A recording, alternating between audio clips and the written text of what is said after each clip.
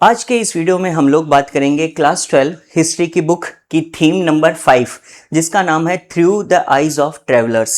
ये जो particular chapter है, इस चैप्टर में हमें 3 फॉरेन ट्रेवलर्स के बारे में बताया गया है और ये 3 फॉरेन ट्रेवलर्स थे अल बिरूनी जो 11th सेंचुरी में इंडिया आए थे, उसके बाद में Ibn Battuta 14th century and François Bernier जो 17th सेंचुरी में आए थे। अब इन तीनों फॉरेन ट्रेवलर्स ने इंडिया में कुछ वक्त बिताया और यहाँ के जो भी सोशल पॉलिटिकल हालात देखे उनके बारे में अपनी बुक्स में काफी कुछ लिखा और उनकी लिखी गई बुक्स आज हमारे लिए एक बड़ा इंपॉर्टेंट हिस्टोरिकल रिसोर्स माना जाता है। तो देखिए, इस चैप्टर को अगर मैं समराइज करना चाहूं तो इस चैप्टर में 11 से लेकर 17th सेंचुरी के दौरान ये जो ट्रेवलर्स आए थे उन्होंने यहाँ की सोसाइटी, इकोनॉमी, कल्चर और पॉलिटिक्स के ऊपर जो भी कमेंट्री करी वो बताई गई है। यहाँ पर ये तीनों ट्रेवलर्स जिनके बारे में मैंने आपको बताया, इनके अकाउंट्स हमें काफी हद तक हेल्प करते हैं एक आउटसाइडर पर्सपेक्टिव को जानने में। वाई? बिकॉज ये तीनों फॉरेन ट्रेवलर्स में इनमें से कोई भी इंडिया बॉर्न नहीं था, नेटिव नहीं था इंडिया का, फिर भी जब ये बाहर से आए तो इनका जो नजरिया है वो एक आउटसाइडर का नजरिया है। तो हम इस चैप्टर में जानना चाहते हैं कि इंडिया को लेकर जो बाहर के लोग थे उनका क्या नजरिया था। तो पर्टिकुलरली ये हमें इस चैप्टर में बताया गया है। अब जैसा कि मैंने आपको ऑलरेडी बता दिया, यहीं से हम लोग स्टार्ट करते हैं। ये है वो 3 ट्रेवलर्स जिनके बारे में हम लोग डिटेल्स पढ़ेंगे। सबसे पहले ट्रेवलर है हमारे पास में अल बिरूनी। यह है अल बिरूनी जो 11th सेंचुरी में इंडिया आए थे। अल बिरूनी के बाद में जो अगला ट्रेवलर हम लोग पढ़ेंगे ये है इब्न बतूता, जिनकी लिखी गई बुक काफी फेमस है और बहुत ही एक्साइटिंग पर्सनैलिटी थी इब्न बतूता की। और फिर फाइनली है फ्रांसवा बेर्नियर। ये एक फ्रेंच मैन थे जो 17th सेंचुरी के दौरान इंडिया आए जब इंडिया में मुगल्स का रूल चल रहा था। तो ऐसे में इन तीनों के बारे में हमें काफी कुछ इस चैप्टर में बताया गया है। तो हम लोग डायरेक्टली चैप्टर स्टार्ट करते हैं। चैप्टर को स्टार्ट करने से पहले मैं आपको एक बेसिक इंट्रोडक्शन इनका देना चाहूंगा। हो सकता है आपके बोर्ड एग्जाम में 1 या 2 क्वेश्चन इसी इंट्रोडक्शन वाले पोर्शन में से बन जाए। तो अब देखिए, यहां पर बताया गया है ये तीनों की तीनों ट्रेवलर्स। सबसे पहले है अल बिरूनी, इब्न बतूता और फ्रांसवा बेर्नियर। अब आपको क्या क्या चीजें याद रखनी है। पहली चीज, अल बिरूनी इंडिया आए 11th सेंचुरी के अंदर। कहां से आए थे? इनकी नेटिव कंट्री कौन सी थी? उज्बेकिस्तान। और उसके बाद में इन्होंने इंडिया में जो कुछ भी देखा उसके ऊपर जो बुक लिखी, उस बुक का नाम था किताब उल हिंद या फिर किताब अल हिंद। फाइनली इन्होंने जो बुक लिखी उस बुक की लैंग्वेज थी अरेबिक। और जब ये इंडिया आए उस वक्त ये कौन से रूलर के अंडर थे? तो आंसर होगा ये, जैसे कि अल बिरूनी महमूद गजनी के रूल के दौरान रहा करते थे। वैसे महमूद गजनी ने इंडिया पे ऐसा सच रूल नहीं किया, लेकिन इंडिया का एक पोर्शन है पंजाब का जहां पे इनका रूल हुआ करता था। तो जब अल बिरूनी इंडिया आए तो महमूद गजनी का रूल था। उसी प्रकार इब्न बतूता इंडिया आए थे 14th सेंचुरी में। उन्होंने जन्म लिया था मोरक्को के अंदर। मोरक्को के अंदर एक जगह है तंजियर, वहां पर उनका जन्म हुआ था और इन्होंने जो बुक लिखी उस बुक का नाम था रिहला। और उसके बाद में देखिए, ये बुक लिखी गई थी अरेबिक लैंग्वेज में, यानी कि अल बिरूनी और इब्न बतूता दोनों ने ही इंडिया में जो कुछ भी देखा उसको लेकर जो बुक लिखी वो अरेबिक लैंग्वेज में थी। जब इब्न बतूता इंडिया आए तो उस वक्त इंडिया पे शासन था तुगलक डायनेस्टी के राजा मोहम्मद बिन तुगलक का। और फाइनली इन्होंने जो कुछ भी देखा वो यहां लिखा गया है। इसको हम लोग बाद में एक बार वापस देखेंगे। ये तो मैंने चैप्टर स्टार्ट करने से पहले आपको शॉर्ट में इंट्रोडक्शन दे दिया। और फाइनली फ्रांसवा बेर्नियर इंडिया आए थे 17th सेंचुरी में। ये जन्मे थे फ्रांस के अंदर, यानी कि फ्रेंच थे। और इंडिया में जब ये आए इन्होंने जो कुछ भी देखा उसको लेकर जो बुक लिखी उस बुक का नाम था travels in the Mughal empire. और इन्होंने जो बुक लिखी वैसे ओरिजिनली फ्रेंच लैंग्वेज में लिखी गई थी, लेकिन बाद में उसका इंग्लिश ट्रांसलेशन काफी फेमस हुआ। तो हम लोग कह सकते हैं फ्रेंच और इंग्लिश दोनों में इनकी बुक लिखी गई थी। और जब ये इंडिया आए तो उस वक्त इंडिया के बादशाह थे शाहजहां और उसके बाद में औरंगजेब। तो इस प्रकार ये लोग जब इंडिया आए तो ये वाले हालात थे। तो ये मैंने आपको पहले चैप्टर का एक बेसिक इंट्रोडक्शन दे दिया जो आपको डायरेक्टली याद रहना चाहिए। अब हम लोग ये चैप्टर पढ़ना स्टार्ट करेंगे। अब इन तीनों ट्रेवलर्स में से सबसे पहले हम लोग पढ़ेंगे अल बिरूनी के बारे में। मैंने इस वीडियो में काफ़ी सारे ऐसी आपके समझ के लिए इमेजेस का यूज़ किया है ताकि आपको थोड़ी अंडरस्टैंडिंग क्रिएट हो कि उस वक्त का दौर कैसा था। तो सबसे पहले हम लोग इन तीनों ट्रेवलर्स में से अल बिरूनी के बारे में पढ़ेंगे। अल बिरूनी जब इंडिया आए तो उस वक्त सेंचुरी कौन सी चल रही थी? अभी हमने बोला 11th सेंचुरी। लेकिन अगर इनका बेसिक इंट्रोडक्शन देखें तो अल बिरूनी वॉज बॉर्न इन 973। और कहां पर इनका जन्म हुआ था? ख्वारिज्म के अंदर। अब ये जो ख्वारिज्म है ये अभी फिलहाल प्रेजेंट डे का उज्बेकिस्तान बन चुका है। आज जहां पर उज्बेकिस्तान है पहले उसको ख्वारिज्म कहते थे। वहां पर 973 में इनका जन्म हुआ था। He was well versed in several languages. ये एक बहुत ही इंटेलिजेंट पर्सन थे। इनको कई सारी लैंग्वेजेस आती थी, पर्टिकुलरली सीरियक। सीरियक वो लैंग्वेज है जो सीरिया, ईरान, टर्की में बोली जाती थी। आप ये याद रख सकते हैं कि सीरियक सीरिया की लैंग्वेज है। तो सीरियक, अरेबिक, पर्शियन, हिब्रू और संस्कृत, इतनी भाषाओं में ये वेल वर्स्ड थे। मतलब इतनी भाषाएं इनको अच्छे से आती थी। जब ये इंडिया आए तो उस वक्त साल चल रहा था 1017 AD, 11th सेंचुरी। और उन्होंने बाद में जो बुक लिखी उस बुक का नाम था किताब उल हिंद, और ये बुक लिखी गई थी अरेबिक लैंग्वेज में। इनकी डेथ हो गई थी 1048 AD में। तो ये बेसिक इंट्रोडक्शन है अल बिरूनी का। ये हमने एक दो बार रिवाइज कर लिया। मैं बार बार ये चीजें रिपीट करता रहूंगा ताकि अगर आप ये पूरा वीडियो देखते हैं तो आपको ये सारी अंडरस्टैंडिंग हो जाएगी। अब चलते हैं नेक्स्ट पॉइंट के ऊपर। देखिए अल बिरूनी इंडिया तक आया कैसे? अगर अल बिरूनी का जन्म उज्बेकिस्तान ख्वारिज्म में हुआ है तो वहां से इंडिया तक का रास्ता उसने कैसे तय किया, उसके बारे में भी एक बड़ी इंटरेस्टिंग स्टोरी बताई जाती है। और वो देखिए स्टोरी क्या है। कहा जाता है ये अल बिरूनी है और इनके साथ में ये जो पर्सन आप देख रहे हैं यह है सुल्तान महमूद, जिनको हम लोग सुल्तान महमूद गजनी भी बोलते हैं। अब देखिए इनका यहाँ पर क्या कहानी है। एक्चुअली सुल्तान महमूद गजनी ने 1017 नंबर साल में ख्वारिज्म के ऊपर आक्रमण किया। और आक्रमण के बाद में उन्होंने ख्वारिज्म के बहुत सारे स्कॉलर्स यानी पढ़े लिखे विद्वान लोग या फिर जो जाने माने पोएट्स थे उनको बंदी बना लिया और उनको बंदी बनाकर अपनी कैपिटल गजनी ले आए। उस वक्त सुल्तान महमूद के एम्पायर की कैपिटल गजनी नाम का एक शहर हुआ करता था। और उन लोगों को जिनको बंदी बनाकर गजनी लाया गया उनमें से एक व्यक्ति खुद थे अल बिरूनी। तो वो गजनी एक होस्टेज के रूप में आए थे, यानी एक बंदी के रूप में आए थे। लेकिन धीरे धीरे उनको ये शहर अच्छा लगने लगा और उन्होंने अपनी बाकी पूरी उम्र यही गजनी में रहकर बिताई। पहले अल बिरूनी को अच्छा नहीं लगा कि उनको इस प्रकार बांध कर अपने साथ में ले आए सुल्तान महमूद, लेकिन गजनी भी एक बड़ा कल्चरल सेंटर हुआ करता था उस जमाने में और उनको धीरे धीरे अच्छा लगने लगा। तो उसके बाद में उन्होंने अपनी पूरी जिंदगी यहीं पर बिताई। और गजनी के अंदर जब वो रह रहे थे तब अल बिरूनी का काफी इंटरेस्ट जागा इंडिया के अंदर, तो वो इंडिया आना चाहते थे।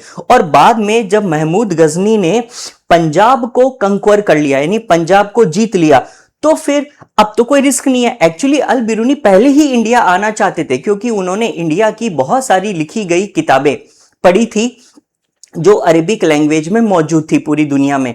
तो वो काफ़ी इंप्रेस हुए इंडिया के जो स्कॉलर्स थे, जो पंडित थे, उनकी संस्कृत में लिखी गई किताबों से। और वो चाहते थे कि खुद इंडिया आकर संस्कृत सीखें और इन किताबों को पढ़ें। लेकिन इंडिया आने से उन्हें डर लगता था बिकॉज वो तो गजनी में रहते थे और इंडिया एक अलग जगह हुआ करता था, वहाँ पे एक अलग डायनेस्टी का रूल था। तो उनको ये डर था कि इंडिया हो सकता है बहुत ही होस्टाइल कंट्री निकले। लेकिन बाद में जब गजनी ने पंजाब पर आक्रमण किया और पंजाब को जीत लिया तो उस वक्त पंजाब तो इंडियन टेरिटरी का पार्ट हुआ करता था, इंडियन सब कॉन्टिनेंट में आता था।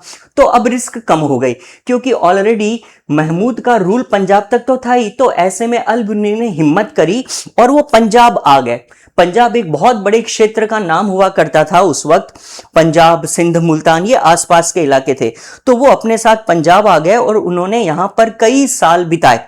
उन्होंने यहाँ पर ब्राह्मण प्रीस्ट के साथ, स्कॉलर्स के साथ में वो रहे, संस्कृत सीखी और फाइनली यहाँ के धार्मिक और फिलोसॉफिकल टेक्स्ट यानी दार्शनिक बहुत सारे टेक्स्ट पढ़े। देखिए, अल बिरूनी अगर चाहते तो केवल ट्रांसलेशन पढ़कर काम चला सकते थे। अरेबिक लैंग्वेज में ज्यादातर किताबों के ट्रांसलेशन मौजूद थे, लेकिन अल बिरूनी फर्स्ट हैंड नॉलेज चाहते थे, ये सेकंड हैंड अरेबिक में लिखा हुआ नॉलेज नहीं। इसीलिए उन्होंने सोचा कि मैं पहले संस्कृत सीखूंगा, क्योंकि ज्यादातर इंडियन टेक्स्ट संस्कृत में मौजूद है। तो अगर मुझे वेदास पढ़ने हैं, पुराणास पढ़ने हैं, इनके लॉ बुक्स पढ़नी है तो संस्कृत आनी चाहिए। तो उन्होंने यहाँ के ब्राह्मण पंडितों के साथ वक्त बिताया, संस्कृत सीखी और उनको कई साल लगे ये सीखने में, क्योंकि संस्कृत काफी कॉम्प्लिकेटेड लैंग्वेज है। उन्होंने संस्कृत सीखी और उसके बाद में इंडिया में मौजूद ज्यादातर लिटरेचर को पढ़ा और फिर उसके आधार पर अपनी खुद की बुक्स लिखी। तो हम ये कह सकते हैं कि अल बिरूनी ने बहुत मेहनत करी इंडिया के अंदर रहकर संस्कृत को सीखने में। अब उसके बाद में नेक्स्ट क्वेश्चन हमारे सामने आता है, अल बिरूनीज बुक किताब उल हिंद। अल बिरूनी ने इंडिया में रहकर उसके बाद में जो किताब लिखी थी अपनी मेमोरीज पर, वो थी किताब उल हिंद या फिर किताब अल हिंद भी आप उसे कह सकते हैं। अब इस बुक के अंदर क्या क्या था? The accounts of Al Biruni came to be called Kitab ul Hind, या फिर आप इसको एक नाम और दे सकते हैं जो कि है तहरीक हिंद। अब ये जो पर्टिकुलर बुक है किताब उल हिंद, ये अरेबिक लैंग्वेज में लिखी हुई थी और उसने इस बुक को 80 चैप्टर्स में डिवाइड किया था, यानी काफी बड़ी वॉल्यूमिनस बुक थी जिसमें टोटल मिलाकर 80 चैप्टर्स थे। और इन सभी चैप्टर्स में कौन कौन से सब्जेक्ट कवर किए थे उसने? वही सारी चीजें जो उन्होंने इंडिया में देखी, जैसे कि रिलीजन यानी यहाँ का धर्म, यहाँ की फिलोसॉफी यानी कि दर्शन शास्त्र, इंडिया के फेस्टिवल्स, यहाँ पर जो एस्ट्रोनॉमी चलती है, खगोल विद्या, इसके अलावा एल्केमी। एल्केमी का मतलब होता है स्टडी ऑफ केमिकल साइंस। वैसे तो एल्केमी अपने आप में एक बड़ा मिस्टीरियस वर्ड है। जब आप मेटल्स को एक रूप से दूसरे रूप में बदल देते हो, एक चीप मेटल को एक वैल्यूबल मेटल में कन्वर्ट कर देते हो, तो उसे एल्केमी कहते हैं। एल्केमी एक प्रकार की मैजिकल साइंस है, लेकिन सिंपल लैंग्वेज में हम इसको केमिकल साइंस भी कह सकते हैं। तो उसने एल्केमी के बारे में कुछ लिखा। यहाँ पर जो उसने मैनर्स देखे, यहाँ के कस्टम्स यानी जो रीति रिवाज देखे, यहाँ की सोशल लाइफ, फिर उसके बाद में वेट्स एंड मेजर्स, यहाँ पे जो तोल के लिए, वजन के लिए जो सिस्टम प्रयोग में लिया जाता था। आइकॉनोग्राफी, आइकॉनोग्राफी का मतलब होता है study of symbols and science. हम लोग कई चीजों के लिए चिन्ह यूज करते हैं या फिर कोई पर्टिकुलर साइन यूज करते हैं, उन साइंस को, सिंबल्स को स्टडी करना आइकॉनोग्राफी कहलाता है। फिर उसके बाद यहाँ के नियम कानून और मेट्रोलॉजी, मेट्रोलॉजी का मतलब होता है स्टडी ऑफ मेजरमेंट। तो ये सारी चीजें उन्होंने इंडिया में रहकर सीखी थी और इनके बारे में अपनी बुक में लिखा। अब अल बिरूनी ने अपनी जो बुक लिखी थी उस बुक के अंदर एक बड़ा ही कमाल का अप्रोच लिया। ये था मैथमेटिकल अप्रोच। आमतौर पे जब हम कोई बुक लिखते हैं ना किसी नोवेल की तरह, तो हम लोग अलग अलग चैप्टर्स में बुक को डिवाइड करते हैं, लेकिन हर एक चैप्टर की हेडिंग देने के बाद में हम अपनी कहानी लिखने लगते हैं। लेकिन अल बिरूनी ने कुछ ऐसा नहीं किया। क्यों? क्योंकि उनके लिखने का तरीका बड़ा कमाल का था। उन्होंने जो बुक लिखी उस बुक में हर चैप्टर की शुरुआत होती थी एक क्वेश्चन से। पहले वो एक क्वेश्चन लिखते और फिर उस क्वेश्चन के आंसर के तौर पर अपनी सारी बातें बताते और अंत में जाकर अपना कंक्लूजन देते, अपना निष्कर्ष देते, जिसमें वो इंडिया के हालातों का कंपैरिजन किसी और बाहर के कल्चर से करके बताते कि देखो इंडिया में ऐसा होता है, लेकिन यूरोपियन कल्चर में ऐसा होता है, या अरेबियन कल्चर में या पर्शियन कल्चर में ऐसा होता है। तो इनके हर एक चैप्टर की शुरुआत होती थी एक क्वेश्चन से, फिर उसका आंसर और एंड में कंक्लूजन। अब इस प्रकार की जो अप्रोच है ना, आमतौर पर मैथमेटिक्स में यूज की जाती है। मैथमेटिक्स आप लोग कैसे पढ़ते हैं? पहले क्वेश्चन होता है और उस क्वेश्चन का आंसर होता है। पूरी मैथमेटिक्स में क्वेश्चन और आंसर ही तो होता है। ठीक इसी प्रकार अल बिरूनी ने भी यही तरीका अपनाया। ऐसा उन्होंने क्यों किया, इसके कई सारे कारण दिए जाते हैं। जैसे कि ऐसा कहा जाता है कि उनकी मैथमेटिकल ओरिएंटेशन थी। ओरिएंटेशन का मतलब झुकाव। अल बिरूनी हमेशा से मैथमेटिक्स में काफी इंटरेस्टेड रहे थे, उनका झुकाव हमेशा मैथमेटिक्स की ओर था। तो इसीलिए इन्होंने जब अपनी बुक लिखी कुछ इस प्रकार, तो उस बुक में भी यही मैथमेटिकल अप्रोच यूज कर ली कि पहले क्वेश्चन लिखो, फिर क्वेश्चन का आंसर दो और फिर उसके बाद में एंड में निष्कर्ष, कंक्लूजन निकालो। तो इस प्रकार ये अल बिरूनी का पूरा काम था।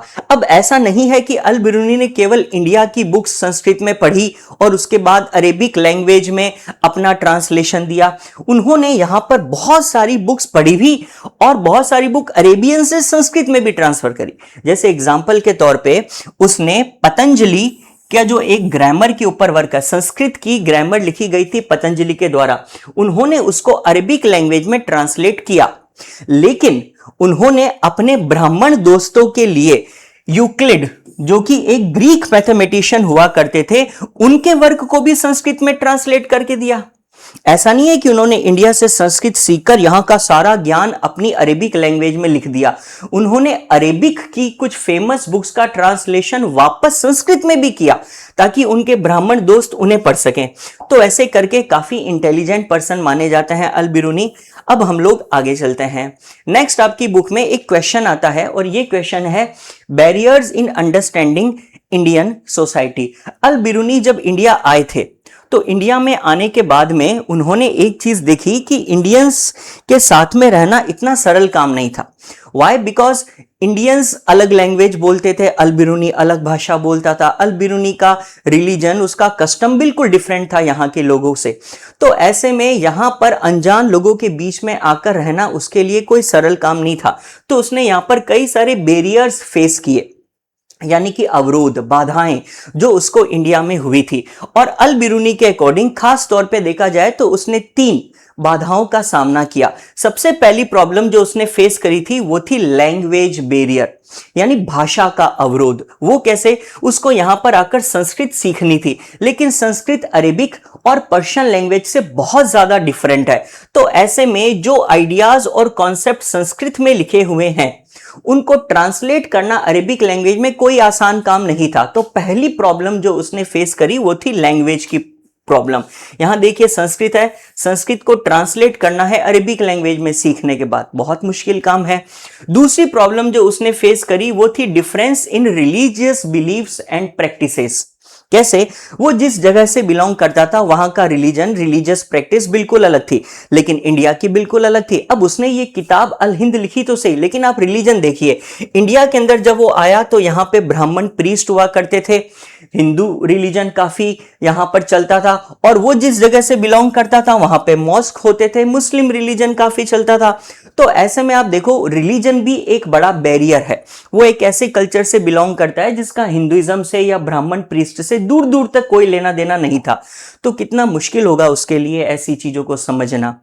और तीसरी प्रॉब्लम जो उसने फेस करी थी वो थी self absorption and consequent insularity of the local population. अब इस वर्ड का मतलब देखो क्या होता है। सेल्फ एब्जॉर्प्शन का मतलब होता है अपने आप में ही एब्जॉर्ब रहना, अपने आप में ही व्यस्त रहना। अब इंडिया के जो लोग थे ना वो ज्यादा दोस्ताना स्वभाव के नहीं थे, इतने एमिएबल नहीं थे। वाई? बिकॉज अल बिरूनी उनकी भाषा नहीं जानता, उनका कल्चर नहीं समझता। तो ऐसे में वो लोग उसको अपना दोस्त क्यों बनाएंगे? और सब लोगों की अपनी अपनी लाइफ होती है, सब अपने कामों में बिजी रहते हैं। तो यहां के लोग अपने आप में ही व्यस्त थे। इस वजह से एक इंसुलैरिटी पैदा हो गई थी लोकल पॉपुलेशन के साथ। अल बिरूनी ने बहुत कोशिश करी कि मैं ज्यादा से ज्यादा दोस्त बनाऊं, लोगों के साथ में मिक्सअप हो जाऊं, लेकिन एक प्रकार से वो अपने आप को बड़ा इंसुलेटेड फील करता था। जहां एक और वहां गुरुकुल का सिस्टम था, वहां पर इस प्रकार के कोई गुरु होते थे जो दूसरे ब्राह्मण या क्षत्रिय कुल के लोगों को पढ़ाते थे, और वहीं अल बिरूनी एक दूसरे रिलीजन से, एक अरेबिक रिलीजन से बिलोंग करने वाला पर्सन है। ये इनके साथ में कितना मिक्सअप हो पाएगा? तो ये एक बड़ी प्रॉब्लम थी जो उसने फेस करी। अब देखिए इसको क्वेश्चन के तौर पर भी आप लोग देख सकते हो। मैंने पहले आपको इमेज के जरिए समझाया, लेकिन अगर आप क्वेश्चन के जरिए देखना चाहो तो क्वेश्चन बनता है what were the barriers that Al Biruni observed in understanding the Indian society. अब उसने क्या क्या बैरियर्स फेस करे थे वो चीज देखिए। Al Biruni as discuss several barriers were there, और ये बैरियर्स में पहला था लैंग्वेज, दूसरा था difference in religious beliefs and practices, और तीसरा जो पॉइंट है ना self absorption and consequent insularity, मैंने उसको थोड़ा सा इजी लैंग्वेज में लिख दिया याद करने के लिए, जो है the local people mostly kept to themselves. Kept to themselves मतलब खुद में ही व्यस्त रहते थे, जिसको हम लोग कहते हैं सेल्फ एब्जॉर्प्शन। और दूसरी चीज did not mix freely with foreigners, विदेशी लोगों के साथ में बड़ी आसानी से घुल मिल नहीं जाते थे, जिसको कहते हैं इंसुलैरिटी। तो मैंने लैंग्वेज थोड़ी सी इजी कर दी, बाकी ये चीज मैंने आपको पूरी की पूरी एक्सप्लेन ऑलरेडी कर दी है। इन बैरियर्स के बावजूद ही depended mainly on the works of Brahmins and often quoted from the Vedas. अब देखिए अल बिरूनी को कितनी लगन होगी अपने काम की कि इतने बैरियर्स फेस करने के बावजूद उसने ब्राह्मणों के साथ पढ़ाई करी और उसकी बुक्स में कई सारे कोट्स दिए गए हैं, कई सारे कथन दिए गए हैं जो उसने वेदास से लिए, पुराणास से लिए, भगवत गीता से लिए और यहां तक कि पतंजलि और मनुस्मृति से भी लिए। अल बिरूनी ने इंडिया में रहकर वेदास पढ़े, पुराणास पढ़े, भगवत गीता पढ़ी, पतंजलि की ग्रामर पढ़ी और मनुस्मृति को पढ़ा। तो ऐसे में आप देख सकते हैं कि कितना इंटेलिजेंट पर्सन रहा होगा यह आदमी जिसने इतनी मेहनत यहां पर की है। तो ये था अल बिरूनी के बारे में। अब नेक्स्ट क्वेश्चन की ओर चलते हैं। अगला क्वेश्चन जो आपको बनता है इस चैप्टर में से वो है explain Al Biruni's description of the caste system which he observed in India. यहां पर एक बहुत अच्छा पॉइंट है। पॉइंट यह है कि अल बिरूनी जब इंडिया आए तो ब्राह्मण स्कॉलर्स के साथ में रहे संस्कृत सीखने के लिए, और उन्होंने देखा कि इंडिया में कास्ट सिस्टम यानी जाति प्रथा काफी प्रभावी थी। तो ऐसे में उन्होंने इस जाति प्रथा के बारे में काफी कुछ अपनी बुक में लिखा था। वो क्या था देखिए, Al Biruni tried to explain the caste system by comparing it with other societies. Al Biruni ने इंडिया के कास्ट सिस्टम के बारे में जब अपनी बुक में समझाया किताब उल हिंद में, तो उन्होंने कंपैरिजन किया। अल बिरूनी ने कहा कि मैंने इंडिया में जो कास्ट सिस्टम देखा है वैसा ही कास्ट सिस्टम मैंने इससे पहले एंशिएंट पर्शिया में भी देखा था। यानी पर्शिया, आजकल पर्शिया तो पुराना नाम है, आजकल हम पर्शिया को ईरान बुलाते हैं, लेकिन पर्शिया के अंदर भी ऐसा सिस्टम हुआ करता था और पर्शिया में भी समाज को 4 कैटेगरीज में बांटा गया था। और ये 4 कैटेगरीज में से पहली कैटेगरी थी नाइट्स एंड प्रिंस की, जिसमें नाइट्स का मतलब वॉरियर्स, योद्धा हुआ करते थे, राजकुमार, राजा हुआ करते थे। दूसरी कैटेगरी में आते थे मॉन्क्स यानी कि भिक्षुक, संत, या फिर फायर प्रीस्ट एंड लॉयर्स, ये दूसरी कैटेगरी के अंदर लोग थे। तीसरी कैटेगरी में आते थे डॉक्टर्स, जिनको हम लोग कह सकते हैं फिजिशियंस या एस्ट्रोनॉमर्स, जो एस्ट्रोलॉजी के बारे में पढ़ते हैं, और दूसरे कई सारे साइंटिस्ट। और चौथी कैटेगरी में आते थे पीजेंट्स एंड आर्टिसंस, यानी कि किसान और किसी और स्किल में ट्रेंड कोई कारीगर। तो ये 4 कैटेगरी के लोग एंशिएंट पर्शिया में भी हुआ करते थे। तो अल बिरूनी ने एक बड़ी इंटरेस्टिंग ऑब्जर्वेशन करी। उसने बोला कि इंडिया का कास्ट सिस्टम इतना भी यूनिक नहीं है। जब उसने देखा कि इंडिया के अंदर तो हम लोगों ने 4 वर्ण बनाए हुए हैं, ब्राह्मण, क्षत्रिय, वैश्य और शूद्र, तो काफी हद तक ये सिस्टम ऐसा नहीं है कि केवल इंडिया में था, ऐसा सिस्टम ऑलरेडी पर्शिया में भी एग्जिस्ट करता था। और काफी हद तक इंडिया और पर्शियन सिस्टम मिलता जुलता है। आप देखिए कैसे, इंडिया में क्षत्रिय होते हैं, वहां पर नाइट्स एंड प्रिंस होते थे। इंडिया में ब्राह्मण्स होते हैं, वहां पर मॉन्क्स, फायर प्रीस्ट हुआ करते थे। अपने यहां पर वैश्य होते हैं, उनके यहां पर फिजिशियंस, एस्ट्रोनॉमर्स और कई साइंटिस्ट हुआ करते थे।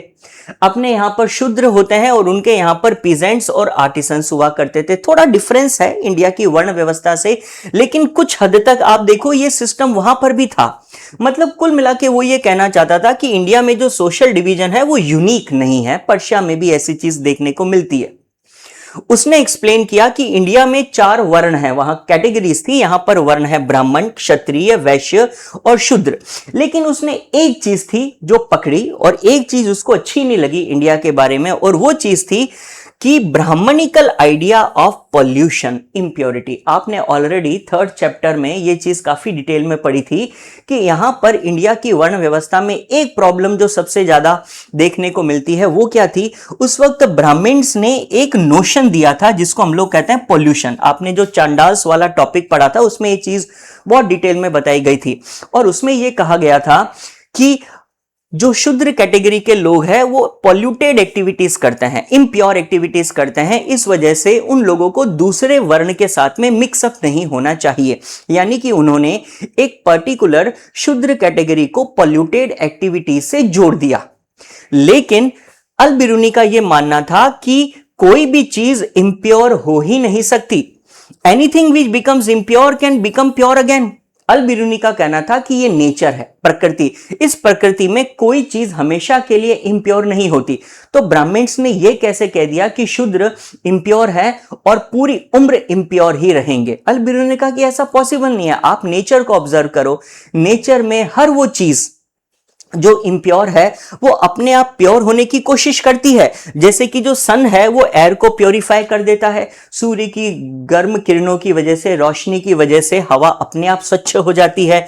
जो समंदर में सॉल्ट मिक्स है वो उस वाटर को क्लीन रखता है, वरना समंदर का पानी तो हजारों लाखों साल पुराना है, वो तो कब का उसमें कीड़े पड़ गए होते हैं, वो पोल्यूटेड हो गया होता है। लेकिन वाटर में जो सॉल्ट होता है वो उसको साफ सुथरा रखता है। इसी प्रकार अल बिरूनी का यह कहना था कि ये जो पॉल्यूशन वाला आइडिया है जो इंडिया के कास्ट सिस्टम में जुड़ा है, ये against the law of nature है, ये प्रकृति के नियमों के खिलाफ है। आप किसी एक पर्टिकुलर जाति को इम्प्योर या पॉल्यूटेड कहकर ये नहीं कह सकते थे कि जन्म शूद्र में हुआ है तो पूरी उम्र शूद्र रहना पड़ेगा, क्योंकि नेचर हर चीज को मौका देती है पवित्र होने का। तो इस कैटेगरी को हमेशा के लिए इम्प्योर का टैग लगाकर इंसुलेट कर देना सही नहीं है। ऐसा अल बिरूनी ने इंडिया के कास्ट सिस्टम के बारे में बोला था। चलिए अब चलते हैं नेक्स्ट क्वेश्चन की ओर। अब अल बिरूनी ने इंडिया में जो वर्ण वाला सिस्टम देखा था उस वर्ण वाले सिस्टम को कैसे एक्सप्लेन किया। वैसे तो देखिए ये ऑलरेडी हम 3rd चैप्टर में पढ़ चुके हैं, तो मैं बहुत ज्यादा डिटेल्स तो नहीं बताऊंगा, लेकिन अल बिरूनी को लेकर एक शोर्स आपकी बुक में दिया गया है जिसमें यह कहा गया है, अल बिरूनी ने खुद ये बात ऑब्जर्व करी कि ये है ब्रह्मा, ब्रह्मदेव। अब ये जो ब्रह्मा जी थे इन्हीं से ये चारों वर्ण निकले हैं। ऐसा कहा गया है अल बिरूनी के द्वारा कि ब्रह्मा के हेड से निकले थे ब्राह्मण। ब्राह्मण का मतलब प्रीस्ट, स्कॉलर्स या टीचर्स। और उसके बाद में ब्रह्मा के जो शोल्डर्स थे और जो हैंड्स थे वहां से निकले क्षत्रिय, जो वॉरियर्स, रूलर्स या एडमिनिस्ट्रेटर्स होते हैं। और फिर फाइनली ब्रह्मा की थाइज से निकले थे वैश्य, उनके पैरों से, और उनके पैरों से, फीट से निकले थे शूद्र। तो ये चीज अल बिरूनी ने भी ऑब्जर्व करी, उसने ये चीज देखी और उसने कहा कि इंडिया के अंदर जितने भी लोग रहते हैं उनको 4 वर्ण में बांटा गया है, ब्राह्मण, क्षत्रिय, वैश्य और शूद्र, और ये उनके काम हुआ करते थे। और ये सब लोग उन्हीं टाउन्स में, विलेजेस में एक साथ रहते हैं। तो ये चीज ऑब्जर्व करी थी अल बिरूनी ने, जो आपको एक शोर्स में दी गई है। अब इसके बाद में नेक्स्ट हम लोग एक और इंटरेस्टिंग टॉपिक पढ़ते हैं। आपकी बुक के अंदर ये वाली चीज बताई गई है। अब आप देखेंगे तो एक शोर्स है आपकी बुक में जिसमें मेंशन किया गया है कि ये टर्म हिंदू ये कैसे चलन में आया। आज हम लोग हिंदू एक धर्म को कहते हैं, हिंदू धर्म, जैसे मुस्लिम धर्म है, ईसाई धर्म है, वैसे ही एक रिलीजन है जिसका नाम है हिंदू। लेकिन अगर आप इसको हिस्टोरिकली देखेंगे तो हिंदू कभी किसी धर्म का नाम था ही नहीं। हिंदू तो हमेशा से एक पर्टिकुलर जगह पर रहने वाले लोगों को कहा जाता था, ये एक ज्योग्राफिकल टर्म है। अब आपकी बुक में ये बताया गया है, जैसे आप अगर इसको देखेंगे ना गौर से, तो बहुत पहले जो पर्शियंस हुआ करते थे जब इंडिया आए थे तो उन्होंने इंडिया के लिए एक वर्ड यूज किया था, वो कहते थे हप्त हिंदू। हप्त का मतलब हो गया 7 और हिंदू कहा जाता था इंडस रिवर को, है ना। एक्चुअली नदी का नाम था सिंधु नदी, लेकिन इस सिंधु नदी को बाद में वो लोग इंदु नदी कहने लगे, इंदु, और इंदु से वर्ड बन गया इंडस। बाद में जब ब्रिटिश आए थे तो उन्होंने इसी इंडस की वजह से इंडिया को नाम दे दिया था इंडिया। तो सिंधु से बना इंदु, इंदु से बना इंडस और इंडस से बना इंडिया।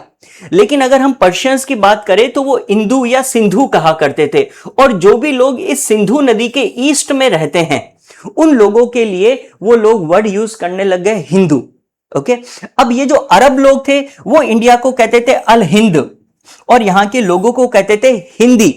जब तुर्क इंडिया आए तो उन्होंने लोगों को कहना शुरू कर दिया हिंदू, क्योंकि ये हिंद का क्षेत्र कहलाता था, है ना। सिंधु से ये जगह बन गई हिंदू, सिंधु की वजह से नाम पड़ा हिंदू, और इस जमीन को कहने लगे हिंदुस्तान, क्योंकि जहां हिंदू रहते हैं वो जगह हिंदुस्तान, और यहां की लैंग्वेज का नाम हो गया हिंदवी, हिंदी नहीं हिंदवी। तो इस प्रकार से आप कह सकते हैं कि ये कोई रिलीजियस आइडेंटिटी नहीं है, किसी धर्म की पहचान नहीं है, ये तो एक ज्योग्राफिकल और कल्चरल डेजिग्नेशन है। हमारी ज्योग्राफी की वजह से, हमारी संस्कृति की वजह से हमें यह नाम हिंदू दिया गया था। ओके, तो ये चीज आपकी बुक में मेंशन करी हुई है। अब उसके बाद में हम लोग नेक्स्ट आगे चलते हैं। दूसरे ट्रेवलर की ओर। अल बिरूनी के बारे में इतना कुछ ही है, जो खास है हमने सारा पढ़ लिया।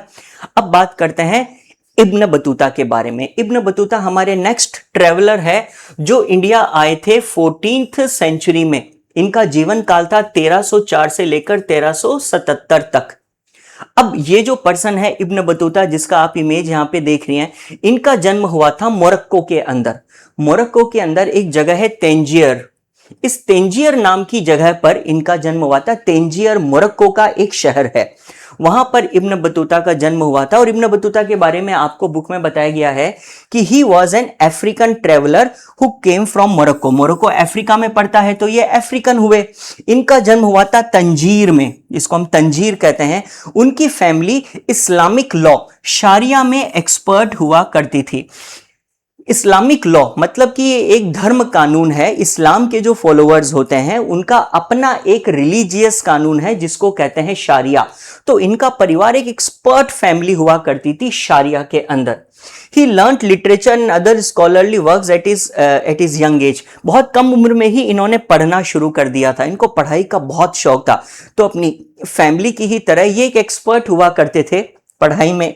फिर इनको हमेशा ये लगता था कि वो नॉलेज जो हम लोग ट्रेवल करके गेन कर सकते हैं वो बुक्स पढ़ने से कहीं ज्यादा इंपॉर्टेंट है। इसीलिए उन्होंने एक बड़ा फेमस सेंटेंस कहा था, the world is a book and those who do not travel red only one page. जो लोग ट्रेवल नहीं करते उन्होंने अपनी जिंदगी में उस किताब का केवल एक पन्ना पढ़ा है।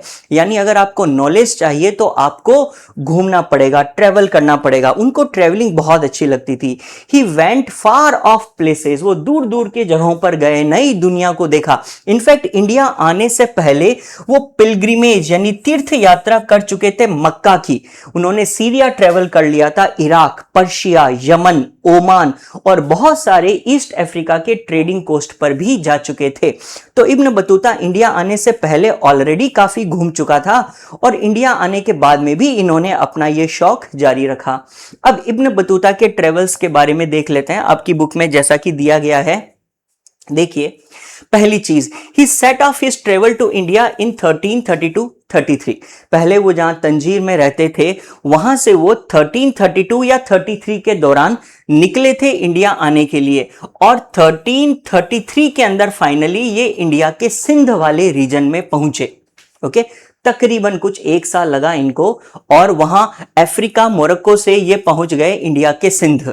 अब सिंध आने के बाद में उन्होंने ये सुना था कि अभी जो डायनेस्टी दिल्ली पर रूल कर रही है उसका नाम था तुगलक डायनेस्टी, और तुगलक डायनेस्टी के जो एम्परर थे उनका नाम था मोहम्मद बिन तुगलक। और मोहम्मद बिन तुगलक के बारे में कहा जाता था कि वो आर्ट के बहुत बड़े पैट्रोन हैं, उनको कला की बहुत कद्र है, और इब्न बतूता एक कलाकार व्यक्ति ही तो था। तो ऐसे में उसने सुल्तान की पेट्रोनेज पाने के लिए उनके पास जाने का तय किया। उसने ये तय किया कि वो मुझे पेट्रोनेज देंगे तो मैं वहीं चला जाता हूं। तो वो दिल्ली के लिए रवाना हुए इब्न बतूता और मोहम्मद बिन तुगलक के दरबार पहुंचे।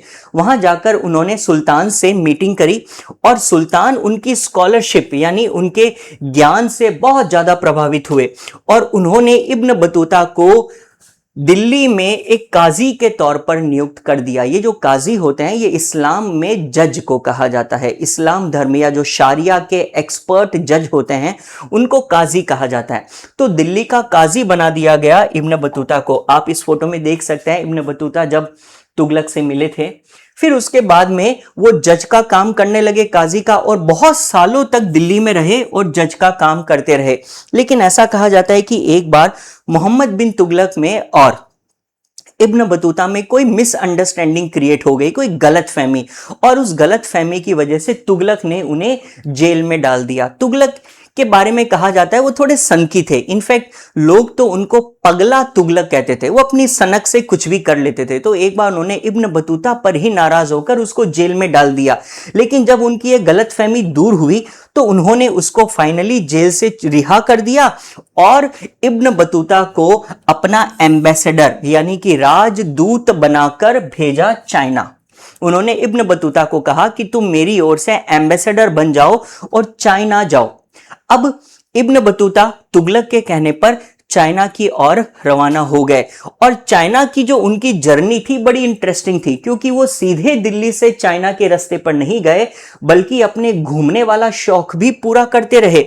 वो वहां से गए मालाबार कोस्ट, जो कि आज के टाइम समय में केरला कहलाता है, फिर उसके बाद में मालदीव्स, फिर वहां से श्रीलंका, बंगाल, आसाम, सुमात्रा, और फिर फाइनली चाइना पहुंचे। वो जा सकते थे डायरेक्टली, लेकिन उनको घूमना था, समझना था इंडिया के कल्चर को। तो ऐसे में वो इतनी जगह घूमते घूमते फाइनली चाइना पहुंचे। जब वो चाइना पहुंचे थे तो वो पहुंचे थे चाइना के एक पोर्ट टाउन में जिसका नाम था जायतून। आज की तारीख में इसका नाम क्वांजू हो गया है। आज जहां पर क्वांजू है, पहले उसका नाम जायतून था। वो वहां पर पहुंचे और फिर उसके बाद में वहां पर कुछ समय तक रहे। चाइना में भी वो काफी जगह पर घूमे थे और फाइनली फिर उन्होंने एक दिन तय किया कि बहुत घूम लिए जिंदगी में, अब वापस घर चले जाना चाहिए। तो कहा जाता है कि फाइनली 1354 में वो अपने घर के लिए रवाना हो गए, चाइना इंडिया को छोड़कर। तकरीबन उनको 30 साल हो चुके थे अपने घर से निकले। यानी इब्न बतूता जब इंडिया के लिए निकले, उसके बाद में 30 साल तक वो India, Malabar coast, Maldives, Sri Lanka, China घूमते रहे और अंत में 1354 में अपने घर वापस चले गए। इस दौरान उन्होंने 30 इयर्स अपने घर से दूर यहां पर बिताए हैं। तो ये इब्न बतूता की पूरी जर्नी थी। अब इसके बाद में नेक्स्ट हम लोग चलते हैं। हो सकता है आपको एक क्वेश्चन शॉर्ट में ऐसे पूछ लिया जाए कि इब्न बतूता की आइटिनरी क्या थी। आइटिनरी का मतलब कि वो कहां कहां पर घूमे थे, उन्होंने कौन सी प्लेसेस विजिट की थी, कब कहां रुके, उसे आइटिनरी कहते हैं। तो अगर हम इब्न बतूता की आइटिनरी देखें तो बड़ी इंटरेस्टिंग है। देखिए वो कहां कहां पर गए। सबसे पहले सेंट्रल इंडिया, दिल्ली में वो रहा करते थे, काजी के तौर पर काम करते थे तुगलक के एम्पायर में। तो पहले सेंट्रल इंडिया में थे। फिर सेंट्रल इंडिया से जब उनको चाइना जाना था तो वो सबसे पहले गए मालाबार कोस्ट, मालाबार कोस्ट यानी कि केरला। फिर वहां से वो गए मालदीव्स, मालदीव्स से आगे फिर वो गए श्रीलंका। अब इसमें भी बड़ी चीजें हैं जो उनके बारे में आप देख सकते हैं। वो कैसे मालाबार से मालदीव्स गए और वहां पर वो 18 मंथ्स रहे थे। यानी कि मालदीव्स के अंदर वो टोटल 18 महीनों तक काजी बन के रहे। ये आदमी पहले ऑलरेडी तुगलक के यहां काजी का काम कर चुका था, किसी वजह से मालदीव्स गया और वहां पर जाकर अगेन 18 महीनों तक काजी की नौकरी करी। फिर वहां से लौटकर गया श्रीलंका, फिर ये श्रीलंका में रहा, फिर श्रीलंका से फिर आगे बंगाल गया। वैसे अगर अपन इसकी पूरी डिटेल पढ़े ना तो वो श्रीलंका गए, श्रीलंका से वापस मालदीव्स आए, मालदीव्स से फिर मालाबार कोस्ट पहुंचे और फिर वहां से बंगाल गए थे। मतलब उन्होंने मालदीव्स को 2 बार विजिट किया, मालाबार कोस्ट को 2 बार विजिट किया। लेकिन अगर मैं एक फ्लो बनाऊं तो फ्लो यही है, दिल्ली से मालाबार कोस्ट, मालदीव्स, श्रीलंका, श्रीलंका से फाइनली ये बंगाल पहुंचे। बंगाल के बाद में ये गए आसाम और आसाम से ये गए सुमात्रा, सुमात्रा से फाइनली चाइना के जैतून में ये पहुंचे। तो कुल मिलाकर इन्होंने इतने रास्ते तय किए थे। अब आप देख सकते हैं उन्होंने जहां जहां पर लैंड रूट तय किया था उसको हमने ये एरो से दिखाया है और जो डॉटेड एरो है ये सी रूट को बताता है। तो कहीं सड़क के रास्ते, कहीं पर समंदर के रास्ते ये आदमी घूमता रहा और फाइनली किसी दिन चाइना पहुंचा और कुछ समय वहां पर रहने के बाद वापस अपने देश लौटने का तय किया। अब इसके बाद में नेक्स्ट हम लोग देखते हैं क्वेश्चन आंसर्स इब्न बतूता के बारे में। ओके अब देखिए सबसे पहले इंपॉर्टेंट चीज, write a short note on the travel account Rihla of Ibn Battuta. Al Biruni ने जैसे बुक लिखी थी किताब उल हिंद, उसी प्रकार इब्न बतूता ने जो बुक लिखी थी उस बुक का नाम था रिहला। अब ये जो बुक ऑफ ट्रेवल्स है इसको रिहला कहते हैं। ये अरेबिक लैंग्वेज में लिखी गई थी। अल बिरूनी की ही तरह उन्होंने भी अरेबिक लैंग्वेज सुनी। Brihala provides the social and cultural life in the subcontinent in the 14th century। क्या है इस बुक में? इस बुक में 14th सेंचुरी के दौरान इंडिया के सामाजिक और सांस्कृतिक जीवन कैसा था वो बातें लिखी गई है। और जब फाइनली इंडिया से वो अपने घर लौटे तो उस वक्त ईयर था 1347। 1347 में वो वापस अपने घर चले गए और जब वो वहां पे गए तो एक बड़ी पॉपुलर हस्ती बन गए, क्योंकि हर कोई उन्हें मिलना चाहता था, देखना चाहता था कि ये वो व्यक्ति है जो 30 साल दुनिया घूम कर आया है। उस जमाने में लोगों को दूसरी फॉरेन लैंड्स के बारे में पता ही नहीं होता था, केवल किताबें पढ़कर या किसी के मुंह से सुनकर ही बातें पता चलती थी। तो इब्न बतूता को वहां के सिटी के जो रूलर थे उन्होंने विशेष तौर पर रेस्पेक्ट दी इस बात के लिए, और उन्होंने एक राइटर जिसका नाम था इब्न जुज़ई, उनको इब्न बतूता की सर्विस में लगा दिया कि तुम इब्न बतूता के अकाउंट्स को रिकॉर्ड करो, क्योंकि इस व्यक्ति को बहुत अहम ज्ञान है। इसने जो बातें इंडिया में देखी सुनी वो उनको किताब में लिखे। ये काम इब्न जुज़े नाम को एक व्यक्ति को दिया गया, मतलब स्क्राइब बन गया ये इब्न बतूता के लिए। और फिर इन्होंने बड़ा केयरफुली रिकॉर्ड करा कि उन्होंने इंडिया में जो न्यू कल्चर्स देखे, यहाँ के पीपल्स यानी यहाँ के लोग, बिलीफ, वैल्यूज वगैरह सारी चीजें। इब्न बतूता के बारे में एक बात कही जाती है कि always had the excitement about the unfamiliar. इसको ना हमेशा इब्न बतूता को जो अनफेमिलियर चीजें होती हैं, अनफेमिलियर से मतलब जो नई चीजें होती है, जो इंटरेस्टिंग चीजें होती है ना, वो चीजें बड़ा अट्रैक्ट करती थी। और इसका बेस्ट एग्जाम्पल है कि उसने इंडिया में आने के बाद में दो चीजें देखी जो उसको बड़ी एक्साइटिंग लगी, और वो चीजें क्या थी? कोकोनट और पान। उसने इंडिया में कोकोनट, नारियल देखा जो उसने अपने देश में नहीं देखा था। उसके देश में पाम ट्रीज होते थे, खजूर के पेड़, और खजूर के पेड़ से ही मिलता जुलता होता है नारियल का पेड़। तो उसने जब यहाँ पे नारियल देखा और जब उसने पान खाया, जिसको कई लोग शौक से खाते हैं, उस पान को जब उसने खाया तो उसको बड़ा एक्साइटिंग लगी ये चीज, वो इस चीज से बड़ा खुश हुआ। और उसने अपनी बुक में इनके बारे में बहुत सारी डिटेल लिखी, क्योंकि वो जानता था कि उसकी ऑडियंस भी तो अनफेमिलियर है इन चीजों से। तो उसने ये बातें लिखी और उसने कोकोनट की तुलना करी एक मैंस हेड यानी एक आदमी की खोपड़ी से, एक आदमी के सिर से, और उसने पान के बारे में भी बहुत डिटेल में लिखा। तो कुल मिलाकर ये आदमी ना जो एक्साइटिंग अनफेमिलियर चीजें होती है ना, उनके बारे में काफी इंटरेस्ट रखता था। तो इस इमेज में आपको ऐसे ही कुछ देखने को मिलेगा। तो देखिए इब्न बतूता 1304 टू 1377 इनका जीवन काल है, जिनको द ग्रेट ट्रैवलर कहा जाता है।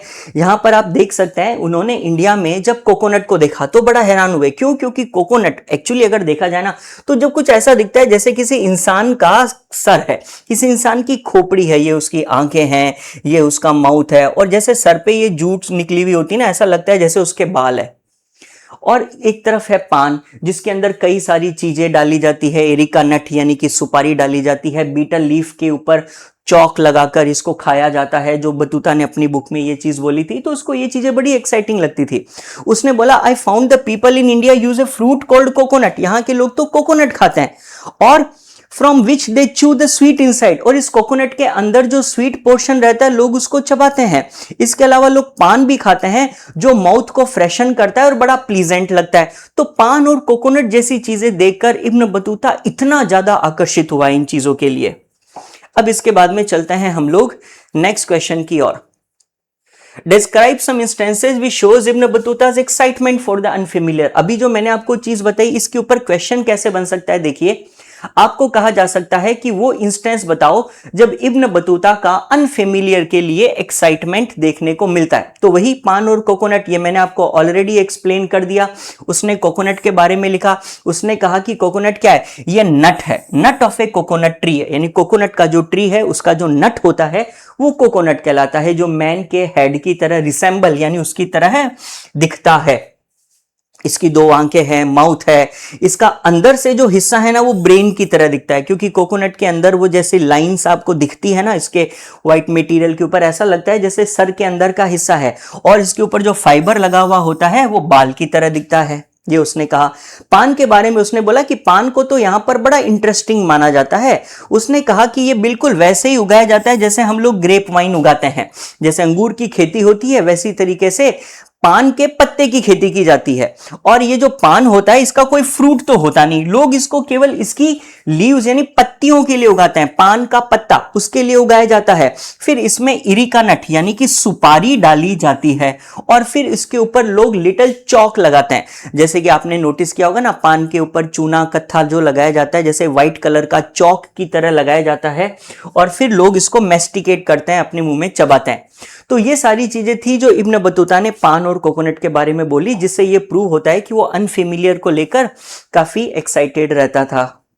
मैंने आपको समझा भी दिया, और ये लैंग्वेज यहाँ पे लिखी है, आप इनका स्क्रीनशॉट लेकर अपने पास में रख सकते हैं।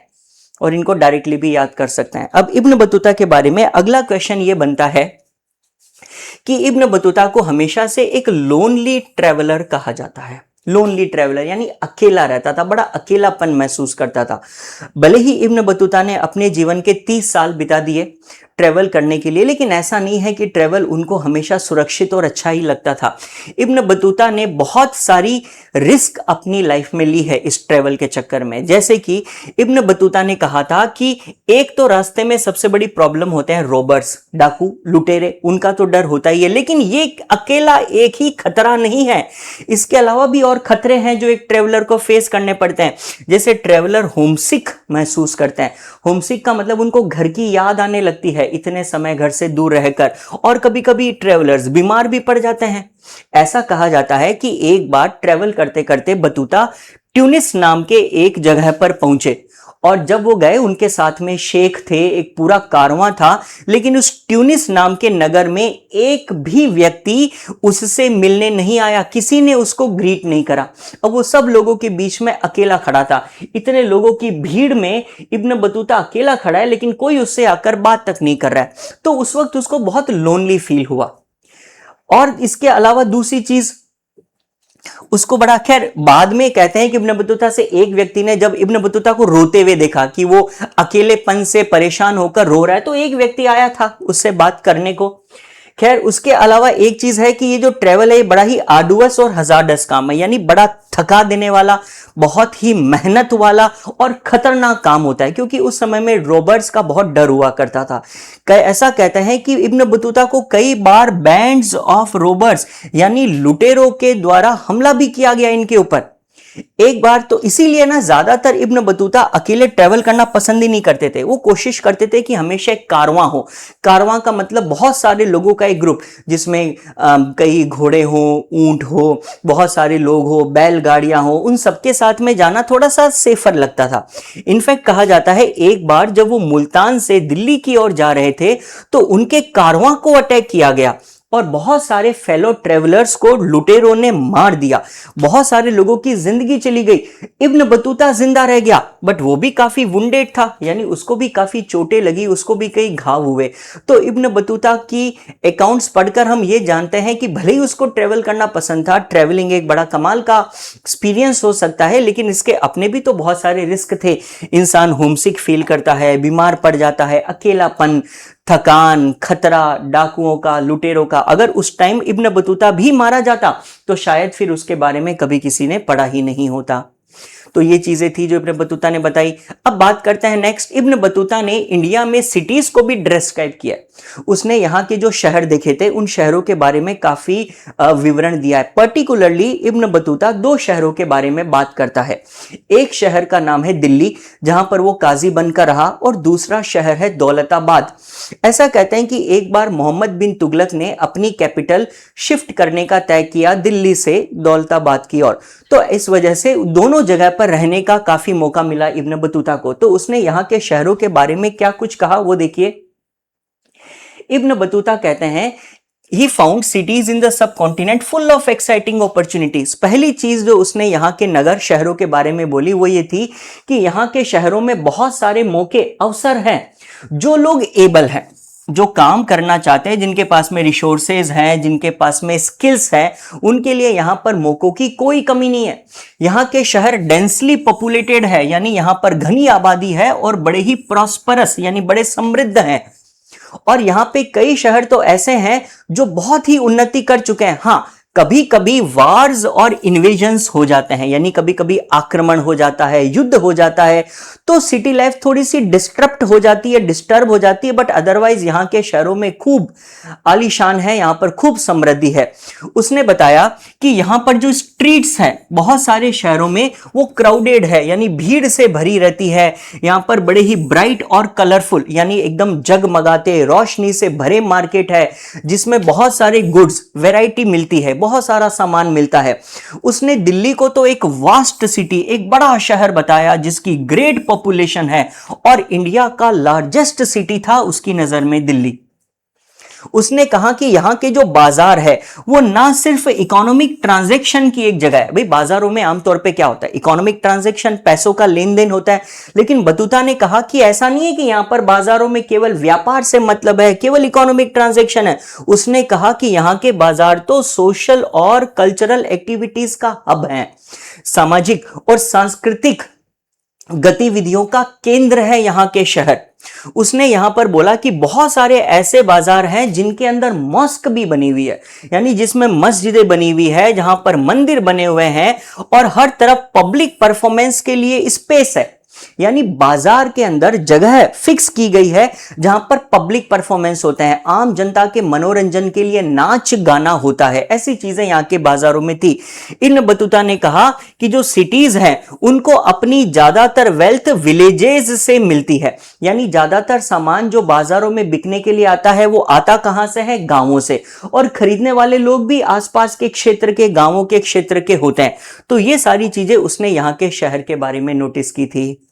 अब इसके बाद में हम लोग एक और इमेज की ओर चलते हैं। इब्न बतूता ने खास तौर पे दिल्ली के बारे में बहुत कुछ कहा था। उसने क्या कुछ कहा वो आपको यहां पर बताया गया है। अब इसको बहुत ज्यादा डिटेल में याद रखने की जरूरत तो नहीं है, बट स्टिल मैं आपको कुछ चीजें बता देता हूं। जैसे कि पहली बात तो यह कि इब्न बतूता ने अपने अकाउंट में दिल्ली को देहली बोला है। हम लोग दिल्ली बोलते हैं, उसने देहली बोला था। उसने कहा कि यहां पर बहुत बड़ी पॉपुलेशन है और इतना बड़ा शहर है कि जिसके बारे में कहना भी नहीं जा सकता, और इसका जो रैम्पार्ट है वो बहुत विशाल है। रैम्पार्ट का मतलब होता है किले की दीवारें। ये जो आपको यहां पर दिख रही है ना, किले की दीवारें, जिसके ऊपर यहां चलने की जगह होती है। किले की दीवार को कुछ इस प्रकार बनाया जाता है कि आप यहां नोटिस करो, देखो ये लोग यहां पे चल रहे हैं, तो किले की वो दीवार जहां पर इस प्रकार चलने की जगह होती है, इसको रैम्पार्ट कहते हैं, चार दीवारी कह सकते हो आप। ओके, अब उसने दिल्ली के बारे में क्या क्या चीजें बोली, थोड़ी सी शॉर्ट में। पहली चीज, दिल्ली एक बहुत बड़ा फोर्टिफाइड सिटी है, यानी चार दीवारी से घिरा हुआ है। यहां पर लाइट और वेंटिलेशन के लिए पर्याप्त व्यवस्था है। इसके जो रैम्पार्ट्स हैं उनको पियर्सिंग की गई है, वहां पर इस प्रकार की खिड़कियां हैं। इसका बड़ा स्ट्रॉन्ग कंस्ट्रक्शन किया गया है। और ये वाली चीज आपके लिए इंपॉर्टेंट है, वो क्या, उसने बताया कि दिल्ली में टोटल मिलाकर 28 गेट्स हैं। दिल्ली में इस प्रकार के जो आपको दिख रहे हैं ना, टोटल मिलाकर 28 दरवाजे हैं। और उसमें से जो सबसे बड़ा दरवाजा होता था वो होता था बुदाऊं दरवाजा, जो कुछ ऐसा हुआ करता था। बुदाऊं दरवाजा जो दिल्ली का सबसे बड़ा दरवाजा था। यहां के बाजार के अंदर ऑर्कार्ड्स भी थे, जैसे कि उसने बताया है एक मांडवी दरवाजा हुआ करता था जहां पर अंदर अनाज की मंडी थी, और उसके बगल में होता था गुल दरवाजा, और गुल दरवाजा के अंदर एक पूरा का पूरा ऑर्कार्ड था। ऑर्कार्ड का मतलब होता है वहां पे फलों के बागान लगे हुए थे, फ्रूट्स के ट्रीज लगे हुए थे, पूरा एक ऑर्कार्ड था। इसके अलावा यहां पर डिफेंस को लेकर काफी स्टोर हाउस थे, जहां पर खाने पीने की चीजें, हथियार, सीज मशीन्स वगैरह रखी हुई होती थी। इसके अलावा उसने बोला कि दिल्ली में एक बड़ी ही खूबसूरत सेमेट्री है, यानी कब्रिस्तान है, और कब्रिस्तान की जो कब्र हुआ करती है ना, उसके ऊपर भी डोम्स बने हुए हैं। जैसे ये एक कब्र है, ये एक कब्र है, कब्र के ऊपर आमतौर पे आपको एक छोटा पत्थर लगाया हुआ मिल सकता है, लेकिन यहां पर तो बाकायदा हर एक कब्र के ऊपर डोम बने हुए थे। और उसके अलावा कब्र के आसपास का जो इलाका था ना, वहां पर बहुत सारे फ्लावर्स उगे हुए थे, जैसे कि ट्यूब रोज, जैस्मिन या वाइल्ड रोज, ऐसी चीजें। तो कुल मिलाकर उन्होंने कब्रिस्तान को भी इतना खुशनुमा बना रखा था दिल्ली के अंदर। ये चीज इब्न बतूता ने दिल्ली के बारे में बताई थी, जो मैंने आपको एक्सप्लेन कर दी। अब इसके बाद में नेक्स्ट चलते हैं, एक बाजार। इब्न बतूता ने बाजार के बारे में भी काफी कुछ डिस्क्राइब किया हुआ है। ये इब्न बतूता खुद खड़े हैं, जब ये वहां पहुंचे तो उन्होंने वहां के बाजार को देखा, और बाजार में इतनी सारी चीजें देखकर वो बड़ा हैरान हुए। ये एक बड़ी लाइवली सी प्लेस है। और देखो इब्न बतूता ने बाजार के बारे में क्या क्या कहा, आप समझिए इसको। पहली बात उन्होंने कही कि यहाँ के जो बाजार है उन बाजारों में बहुत सारी दुकानें हैं, और इन दुकानों को कारपेट से सजाया गया है, कुछ इस प्रकार जैसा आपको दिख रहा है। यहां पर सजावट के लिए कारपेट्स का प्रयोग किया गया है।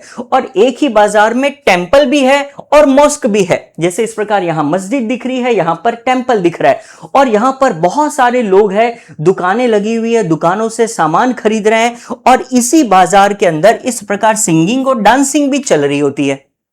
है ना। यहां पर कुछ औरतें हैं जिनके लिए एक जगह तय की हुई है, वो उस जगह पर नाच रही हैं और यहां पे कुछ म्यूजिशियंस म्यूजिक बजा रहे हैं और आसपास के लोग वहां पे रुककर उन्हें देख रहे हैं। इससे क्या होता है, लोगों के अंदर थोड़ा सा इन चीजों के प्रति, एक कल्चरल एक्टिविटीज के प्रति एक्साइटमेंट बना रहता है। तो ये सारी चीजें उसने देखी। उसने बोला कि यहाँ के जो बाजार है उसमें इकोनॉमिक एक्टिविटीज होती है, यहाँ पे मसाले, टेक्सटाइल, मेटल, परफ्यूम, फ्रूट्स बिकते हैं, यहाँ पर सोशल इंटरेक्शन होता है, कई रीजन और कम्युनिटीज के लोग यहां पर आते हैं, यहां पर कल्चरल परफॉर्मेंस होते हैं, यहां पे डांस, म्यूजिक और बहुत सारे सिंगर्स मौजूद होते हैं, यहां पर रिलीजियस हार्मनी है, यहां पे मॉस्क और टेंपल जैसी चीजें भी बीच बाजार में देखने को मिलती है। तो इब्न बतूता ने जब यहां के बाजार देखे इंडिया के, तो उसको कुछ इस प्रकार से उसने डिस्क्राइब किया। अब उसके बाद में आगे आपको बुक में एक बड़ा इंटरेस्टिंग सोर्स दिया गया है और वो है दौलताबाद का। हुआ क्या, जैसे कि कभी इंडिया की कैपिटल दौलताबाद लेकर गया था तुगलक, तो उस वक्त दौलताबाद में काफी वक्त तक इब्न बतूता रहा। इब्न बतूता ने दौलताबाद के एक बाजार को विजिट किया जिसका नाम था तराबाबाद, और इब्न बतूता ने इस बाजार के बारे में काफी कुछ लिखा है। जैसे उसने क्या लिखा वो आपको यहां पर पिक्चर्स में दिखेगा। पहली चीज उसने बोली थी कि ये एक ऐसा मार्केट है जहां पर मेल और फीमेल सिंगर्स होते हैं। यह सबसे बड़ा और मोस्ट ब्यूटीफुल बाजार है जो उसने देखा था। यहां के बाजार के अंदर हर एक शॉप के अंदर एक दरवाजा होता है जो ओनर ऑफ द हाउस के लिए खुलता है, यानी कि वहां पर घर और दुकानें मिक्स थी। जैसे आप यहां पर देख सकते हो, ये दुकानें हैं। इन दुकानों को एक तो कारपेट्स से सजाया गया था, ये चीज भी उसने बोली थी। These shops are decorated with carpet and at the centre of a shop there is a swing. तो अब देखो, ये एक दुकान है, इस दुकान को किस प्रकार उन्होंने कारपेट्स के जरिए सजाया है। उस जमाने में लाइट्स तो होती नहीं थी, तो ऐसे इनको सजाने के लिए कारपेट का प्रयोग किया जाता था। और हर एक दुकान के सेंटर में एक ऐसा स्विंग होता था, एक झूला, जिसके ऊपर एक फीमेल सिंगर बैठी झूलती थी। ओके, और वहां पे बैठ के उसके आसपास में और भी बहुत सारी लड़कियां होती थी, फीमेल सिंगर्स, जो उसको झूला झुलाया करती थी। देखो, she is decked with all kinds of finery, उसने इतने गहने सजावट के सामान पहने, उसके साथ फीमेल अटेंडेंट्स है जो उसको झूला झुलाती है। और मार्केट के सेंटर में एक लार्ज क्यूपोला हुआ करता था। ये जो आपको दिख रहा है इसको क्यूपोला बोलते हैं। ये एक प्रकार का एलिवेटेड मंच है जहां पर किसी बड़ी हस्ती को बैठाया जाता है। तो बाजार के सेंटर में इस प्रकार से क्यूपोला बना हुआ होता था जिसके अंदर चीफ म्यूजिशियन आके बैठते थे। हर थर्सडे को सुबह की प्रेयर्स के बाद हर गुरुवार को वहां पे ऐसा प्रोग्राम शुरू हो जाता था जहां पर वो लोग आकर बैठा करते थे और ये पूरा प्रोग्राम शाम तक चलता रहता था। फीमेल सिंगर्स आती जो सक्सेसफुली, मतलब एक के बाद एक आती, फिर गाने लगती और ये प्रोग्राम नाच गाने का डस्क तक चलता रहता था। वहां पर कई सारी मॉस्क हुआ करती थी जहां पर, जैसा आपको पीछे बैकग्राउंड में दिख रहा है, जहां पर लोग जा सकते हैं, रह सकते हैं। और एक बार तो एक हिंदू रूलर भी आए, वो हिंदू रूलर आए एलाइटेड, यहां पर उतरे, इस क्यूपोला के ऊपर जाकर बैठ गए और ये सारी चीजें होते हुए देखी। तो इस प्रकार के बाजार हुआ करते थे। फेमस मार्केट है सिंगर्स के लिए, शॉप्स है जिनके दरवाजे हैं, फीमेल सिंगर्स, लार्ज क्यूपोला जहां पर चीफ म्यूजिशियन या राजा महाराजा बैठते हैं। इस प्रकार के बड़े ही जीवंत बाजार उस वक्त हुआ करते थे। अब इसके बाद में नेक्स्ट बात करते हैं, इब्न बतूता ने यहाँ के बाजारों का कैसे डिस्क्रिप्शन किया था। ये मैंने ऑलरेडी आपको बता दिया, तो अब मुझे वापस डिटेल बताने की जरूरत नहीं है। ये सारी चीज आप इसका स्क्रीनशॉट लेकर डायरेक्टली अपने नोटबुक में लिख सकते हैं। इब्न बतूता ने ट्रेड और कॉमर्स के बारे में भी काफी डिस्क्रिप्शन दिया था। उसने कहा था कि इंडिया का जो सब कॉन्टिनेंट है इसमें इंटर एशियन नेटवर्क्स हैं ट्रेड के, मतलब इंडिया से बाहर बहुत सारा ट्रेड और कॉमर्स होता है। इंडिया के जो मैन्युफैक्चरर्स है वो बहुत डिमांड में है दुनिया में और वो बहुत पैसे भी कमाते हैं। इंडिया के जो टेक्सटाइल्स है, टेक्सटाइल के अंदर पर्टिकुलरली उसने कहा कि कुछ खास प्रकार के कपड़े जैसे कि कॉटन या फिर फाइन मुस्लिन्स, मुस्लिन का मतलब मलमल का कपड़ा, या फिर कोई सिल्क रेशम के कपड़े, या फिर ब्रोकेड या सेटिन जिसको हम लोग साटन भी कहते हैं, सेटिन के जो कपड़े होते हैं ये पूरी दुनिया में बहुत डिमांड के अंदर है। इतने प्रकार के कपड़े पूरी दुनिया में काफी डिमांड रखते हैं। इब्न बतूता ने हमें बताया कि फाइन मुस्लिन यानी जो मलमल का कपड़ा होता है इसकी तो कई ऐसी वेराइटीज है जो बहुत एक्सपेंसिव है। इंडिया में इतना महंगा कपड़ा मिलता था कि उसको केवल राजा महाराजा जो नोबल्स हुआ करते थे वही खरीद पाने की हैसियत रखते थे या बहुत ही अमीर लोग। यानी कि इब्न बतूता ने कहा कि इंडिया में मलमल के कपड़े मिलते थे बाजारों में जो इतने महंगे थे कि उनको खरीदने के लिए नोबल्स चाहिए होते थे। ऐसा हमने कई जगह पर पढ़ा कि उस वक्त बाजारों के अंदर जब आप एक मलमल का कोई कपड़ा खरीदने जाते हो ना, तो पहले आपसे पूछा जाता था कि आप कहाँ के रहने वाले हो, आपके पास में कितना पैसा है, वो आपकी हैसियत का पता लगाते थे। और अगर उन्हें लगता कि ये बहुत अमीर व्यक्ति है तो ही उसको दुकान के अंदर ले जाकर मलमल के कपड़े दिखाए जाते थे। वाई? बिकॉज आम लोगों की खरीदने की हैसियत ही नहीं होती थी, इतने महंगे कपड़े होते थे। तो इसीलिए केवल यही व्यक्ति को कपड़ा दिखाया जाता था जिसकी इतनी हैसियत हो। ओके, तो ऐसी चीजें उसने इब्न बतूता ने बताई। अब उसके बाद में आता है एक बहुत इंपॉर्टेंट क्वेश्चन जो आपको बोर्ड में हर बार आने की काफी संभावना रहती है, और ये चीज मैंने आपको यहां पर पिक्चर्स के जरिए समझाने की कोशिश करी है। और वो चीज क्या है, देखिए, the postal system of India. जब इब्न बतूता इंडिया आए तो उन्होंने एक बड़ी कमाल की चीज देखी यहां पर, पोस्टल सिस्टम।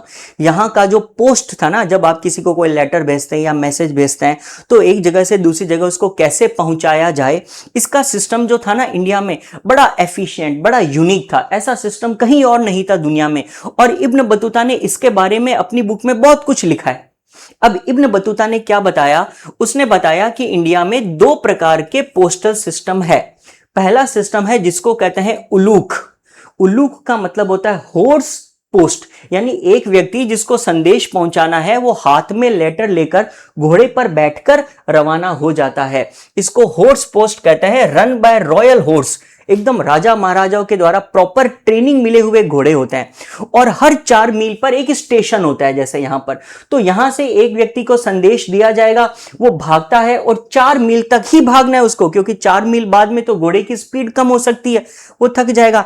तो ऐसे में केवल 4 मील तक भागना है। 4 मील के बाद में अगला स्टेशन आ जाएगा, वहां पे एक दूसरा व्यक्ति अपना घोड़ा लेकर तैयार खड़ा होगा, आप अपना लेटर उसको दे दोगे और फिर आगे का डिस्टेंस वो भागेगा। तो हर 4 मील के ऊपर एक चौकी बनी हुई होती थी जहां पर एक हॉर्स पोस्ट एक आदमी लेकर भागता था, इसको कहते थे उलूक। और दूसरी चीज होती थी दावा। दावा होता था फुट पोस्ट। मान लीजिए कोई ऐसी जगह है पहाड़ी, या वहां पे कोई नदी है या घाटी है जहां पर इस प्रकार घोड़े लेकर नहीं जाया जा सकता, तो वहां पर पैदल लोग होते थे जो भागकर लेटर को डिलीवर करने का काम करते थे, जैसे कि यहां पर है दावा, है ना। अब दावा क्या है, दावा में एक व्यक्ति खुद लेकर भागेगा, तो ऑब्वियसली वो 4 मील थोड़ी भाग सकता है, क्योंकि वो तो थोड़ी देरी में थक जाएगा। तो उन्होंने एक इतना एफिशिएंट सिस्टम बनाया था जिसमें 1 मील के अंदर 3 चौकी बनी हुई होती थी, है ना। ये पहले एक है, यहां से 1/3 यानी 1/3 मील के बाद अगली चौकी, फिर 1/3 मील के बाद अगली चौकी, फिर 1/3 मील के बाद अगली चौकी, यानी हर 1/3 माइल के बाद में एक चौकी बनी हुई होती थी। और जो व्यक्ति है ना, वो यहां से निकलेगा, हाथों में लेटर लेकर इस प्रकार भागेगा, और भागकर उसको सिर्फ 1/3 मील तक जाना है, वो यहां पर पहुंचेगा। यहां पर एक व्यक्ति पहले से तैयार खड़ा होगा, वो उसके हाथों से लेटर लेगा और फिर आगे का 1/3 मील वो भागेगा, फिर वो आगे लेटर दे देगा, फिर वो भागेगा। ऐसे करते करते लेटर को अपने डेस्टिनेशन तक पहुंचा दिया जाता था। अब ये जो आदमी भागते थे, ये केवल यूं ही खाली हाथ नहीं भागते थे, इनके हाथों में ना एक रोड होती थी, एक डंडा होता था जो 2 क्यूबिट लेंथ का होता था, 2 क्यूबिट्स का, और उसके ऊपर कॉपर की बेल्स लगी हुई होती थी कुछ इस प्रकार। अब इससे क्या होता था, जब वो आदमी लेटर को लेके भागता तो ये जो कॉपर की बेल्स होती थी ये बजने लगती। एक हाथ में लेटर, दूसरे हाथ में ये रोड है, तो कॉपर की बेल्स बजती। अब जैसे ही अगले पेविलियन यानी अगली चौकी के ऊपर जो लोग बैठे होते थे उनको ये सुनाई देती रिंगिंग ऑफ द बेल, वो तैयार रेडी हो जाते, और वो क्या करते, जैसे कि ये आदमी है, इसने फटाफट अपना लेटर अगले आदमी को पकड़ा दिया, और अगले आदमी ने इसके हाथ से वो लेटर लिया, और फिर वो रोड को लेकर वो भाग गया और वो आगे तक गया। ऐसे करते करते 1/3 ऑफ द माइल पर आदमी भागता रहता, हर आदमी आगे वाले को लेटर देता, फिर वो भागता, क्योंकि एक आदमी 1/3 ऑफ द माइल ही तो भाग पाएगा, इससे ज्यादा वो कहां भाग के जाएगा। तकरीबन आधा किलोमीटर फुल स्पीड से भाग सकता है, फिर उसकी स्पीड ब्रेक हो, उससे पहले अगले आदमी को लेटर दे दिया जाता था। जैसे पास द बैटन टाइप की रेस होती ना, जिसमें भागते भागते आप अपने हाथों में बैटन जो होता है वो अगले व्यक्ति को पकड़ाते हो, फिर वो अगले व्यक्ति को पकड़ाता है, इस प्रकार ये सारा काम होता था, और अंत में वो लेटर अपनी डेस्टिनेशन पर पहुंच जाता था। इब्न बतूता का कहना है कि यह सिस्टम इतना एफिशिएंट था कि लॉन्ग डिस्टेंस पर आप लेटर भेज सकते हो, कोई खुफिया जानकारी भेज सकते हो, यहां तक कि कोई सामान भी भेज सकते हो। आप इंफॉर्मेशन भेज सकते हो, आप क्रेडिट को भी रेमिट कर सकते हो, यानी पैसा भी एक जगह से दूसरी जगह भेजा जा सकता है, सामान भी भेजे जा सकते हैं। ऐसा कहा जाता है कि खुरासान से कुछ फ्रूट्स होते थे, जो विदेशी फ्रूट्स थे, उनको भी इस उलूक और दवा के जरिए दिल्ली तक पहुंचा दिया जाता था। इतना एफिशिएंट सिस्टम उस वक्त ये हुआ करता था। तो ये मैंने आपको इस इमेज के जरिए एक्सप्लेन कर दिया। अब ये जो चीज मैंने आपको एक्सप्लेन करी, इसको यहां पर लिखकर भी बताया गया है। ये बहुत इंपॉर्टेंट क्वेश्चन है, बोर्ड एग्जाम में आने की बहुत संभावना रहेगी। इसके अंदर एक उलूक है, एक दावा है, फुट पोस्ट, ये सारी चीज मैंने आपको समझा दी। इसका टेक्स्ट यहां पर लिखा हुआ है, आप डायरेक्टली याद कर लेना। ये आपका एक क्वेश्चन हो गया। अब चलते हैं हम लोग आगे और आते हैं अपने तीसरे और आखिरी ट्रेवलर के ऊपर, जिसका नाम है फ्रांसुआ। अब ये जो नाम लिखा हुआ है ना, इस नाम में वैसे ही आपको सी दिख रहा है, लेकिन ये सी के नीचे एक थोड़ा सा सिंबल और बना हुआ है। ये एक्चुअली एस की साउंड देने लगता है। ये फ्रेंच भाषा का नाम है, तो इसको फ्रांकोइस ना पढ़े, ये एक्चुअली एस की साउंड देगा। और ये वर्ड है फ्रांसुआ, फ्रांसुआ बेर्नियर। ओके, अब फ्रांसुआ बेर्नियर का लाइफ अगर अपन देखें, 1620 से 1688 तक ये इनका जीवन काल था। ये एक फ्रेंच ट्रेवलर थे और सबसे मजे की बात, ये एक फिजिशियन थे। फिजिशियन का मतलब सरल भाषा में ये एक चिकित्सक, एक डॉक्टर हुआ करते थे। अब फ्रांसुआ बेर्नियर नेशनैलिटी क्या थी इनकी? ये फ्रेंच थे, फ्रांस के रहने वाले। इनका जन्म 1620 में फ्रांस की इस जगह पर हुआ था। प्रोफेशन क्या था? ये फिजिशियन थे और इन्होंने इंडिया विजिट किया 1658 से लेकर 1669 तक। इस पीरियड के दौरान ये इंडिया थे और इन्होंने जो बुक लिखी, उस बुक का नाम था travels in the Mughal empire. जैसे अल बिरूनी ने लिखी किताब उल हिंद, इब्न बतूता ने लिखी रिहला, इनकी बुक का नाम था travels in the Mughal empire, जो 1670 में जाकर पब्लिश हुई थी। इन्होंने इंडिया में क्या किया? बर्नियर जब इंडिया आए तो इन्होंने, जैसे इब्न बतूता ने काजी के तौर पर काम किया था, ये तो डॉक्टर थे ना, तो इसीलिए उस वक्त इंडिया के अंदर मुगल एम्पायर का शासन था और मुगल एम्पायर के अंदर एम्परर हुआ करते थे शाहजहां, वो ताजमहल वाले। तो शाहजहां के दौर में ये इंडिया आया और उन्होंने शाहजहां का जो बड़ा बेटा था, औरंगजेब का भी बड़ा भाई, जिसका नाम था दारा शुकोह, दारा शुकोह के पर्सनल फिजिशियन के तौर पे काम किया। औरंगजेब ने दारा शुकोह की हत्या करवा दी थी ताकि वो खुद एम्परर बन सके, लेकिन उस दारा शुकोह के फिजिशियन के तौर पर फ्रांसवा ने काम किया। इसके अलावा उसने इंडिया के सोशल, इकोनॉमिक, पॉलिटिकल हालातों को देखा। वो इंडिया तकरीबन 11 साल तक रहे थे, तकरीबन 11 ईयर्स तक वो इंडिया में थे। और ये बाद में इन्होंने जो अपने अकाउंट्स लिखे, वो एक बड़ी इंपॉर्टेंट रिसोर्स के तौर पर काम आते हैं। तो ये थे फ्रांसुआ बेर्नियर, जिनके बारे में अब हम लोग क्वेश्चंस पढ़ना शुरू कर देते हैं। ये वाली चीजें मैंने आपको ऑलरेडी बता दी। इंडिया में वो 11 या 12 ईयर्स तक रहे थे। इस पीरियड से इस पीरियड तक ये एक फिजिशियन थे, दारा शुकोह के लिए काम करते थे, जो एम्परर शाहजहां के बड़े बेटे थे। और दारा शुकोह के लिए काम करने के बाद में भी कहा जाता है कि उस वक्त मुगल एम्पायर के अंदर एक बड़े फेमस इंटेलेक्चुअल, एक विद्वान, एक साइंटिस्ट थे, जिनका नाम था दानिशमंद खान। दानिशमंद खान, जो अर्मेनिया के रहने वाले थे, एक अर्मेनियन नोबल थे, जो मुगल कोर्ट में रहा करते थे। अब राजदूत समझ लीजिए, एक राजदूत के दौर पर दानिशमंद खान मुगल एम्पायर में थे। तो जब दारा शुकोह के लिए काम किया और उसके साथ ही साथ दानिशमंद के लिए भी फ्रांसवा ने एक फिजिशियन के तौर पर काम किया है। बर्नियर इंडिया के काफी हिस्सों में घूमे, यहाँ के अकाउंट्स के बारे में, यहाँ की ऑब्जर्वेशंस के बारे में अपनी बुक में लिखा। यहाँ पर जो सोशल कंडीशंस उन्होंने देखी, उसके ऊपर अपनी बुक में बहुत कुछ लिखा। और उन्होंने इंडिया में जो कुछ भी देखा उसका कंपैरिजन किया। एक बहुत इंपॉर्टेंट आपको बात बता रहा हूं, आप ये याद रखना फ्रांसुआ बर्नियर के बारे में। मोस्ट इंपॉर्टेंट थिंग ये है कि उन्होंने इंडिया में जो कुछ भी देखा उसका कंपैरिजन अपने देश फ्रांस या फिर यूरोप से किया, और उनके पूरे अकाउंट्स में केवल कंपैरिजन ही देखने को मिलता है। तुलनात्मक अध्ययन, कंपैरेटिव एनालिसिस, उसने हमेशा इंडिया और यूरोप को कंपेयर ही किया है। और इस कंपैरिजन में उसने इंडिया को हमेशा इंफीरियर यानी निम्नतर बताया है। फ्रांसवा की नजर में इंडिया एक खराब सा ही कंट्री था, जिसके हालात बहुत बुरे थे, और वो चाहता था कि यूरोपियंस उसके अकाउंट्स पढ़ के सबक ले, इंडिया के बारे में पढ़कर ये सबक ले कि क्या क्या नहीं करना चाहिए। अब देखिए हुआ क्या था। पहली बात तो ये कि उसने अपने ज्यादातर वर्क किसके लिए किए थे? लुइस 14 के लिए, जो उस वक्त फ्रांस के किंग थे। फ्रेंच था ना, तो फ्रांस के किंग के लिए उसने अपनी चीजें लिखी थी। और उसके जो वर्क्स थे सबसे पहले तो फ्रेंच लैंग्वेज में पब्लिश हुए थे 1670-71 में। बाद में उनको इंग्लिश में ट्रांसलेट किया गया, डच में, जर्मन में, इटालियन में तक ट्रांसलेट किया गया। बाद में तो उसको कई बार रीप्रिंट करना पड़ा। उसकी जो बुक्स थी उसके जितने छापे गए थे, जितने उसके संस्करण छपे, वो सब के सब बिक गए। इतना फेमस थी इसकी बुक। तो उसके बाद में कई बार उसको रीप्रिंट करना पड़ा। और उसने इंडिया में मुगल एम्पायर के बारे में जो पर्टिकुलरली बुक थी उसका नाम था travels in the Mughal empire.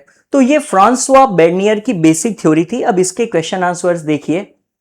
जैसा कि मैंने आपको बताया, यह है Bernier's travels in the Mughal empire, जो उसकी बुक लिखी हुई थी। ये उस बुक का बेसिक फॉर्मेट था। अब देखिए यहां पर एक बड़ा इंपॉर्टेंट क्वेश्चन है, वो ये है कि आप ये कैसे कह सकते हैं कि Bernier was preoccupied with comparing and contrasting what he saw in India with the situation in Europe. खासियत बर्नियर की एक ही है कि उसने इंडिया में जो कुछ भी देखा उसको कंपेयर करा, उसको कॉन्ट्रास्ट करा, यानी कि उसका विरोधाभास देखा। उसने यूरोप में जो कुछ भी देखा था उसकी तुलना इंडिया में जो कुछ भी देखा हमेशा उसी के साथ करता रहा। और उसकी बुक्स में यही खास तौर पे देखने को मिलता है। He was far more pre occupied with comparing and contrasting what he saw in India with the situation in Europe. अब उसने क्या क्या पॉइंट्स पुट करे अपने कंपैरिजन में, देखिए। पहली बात, he focused on situations which he considered depressing.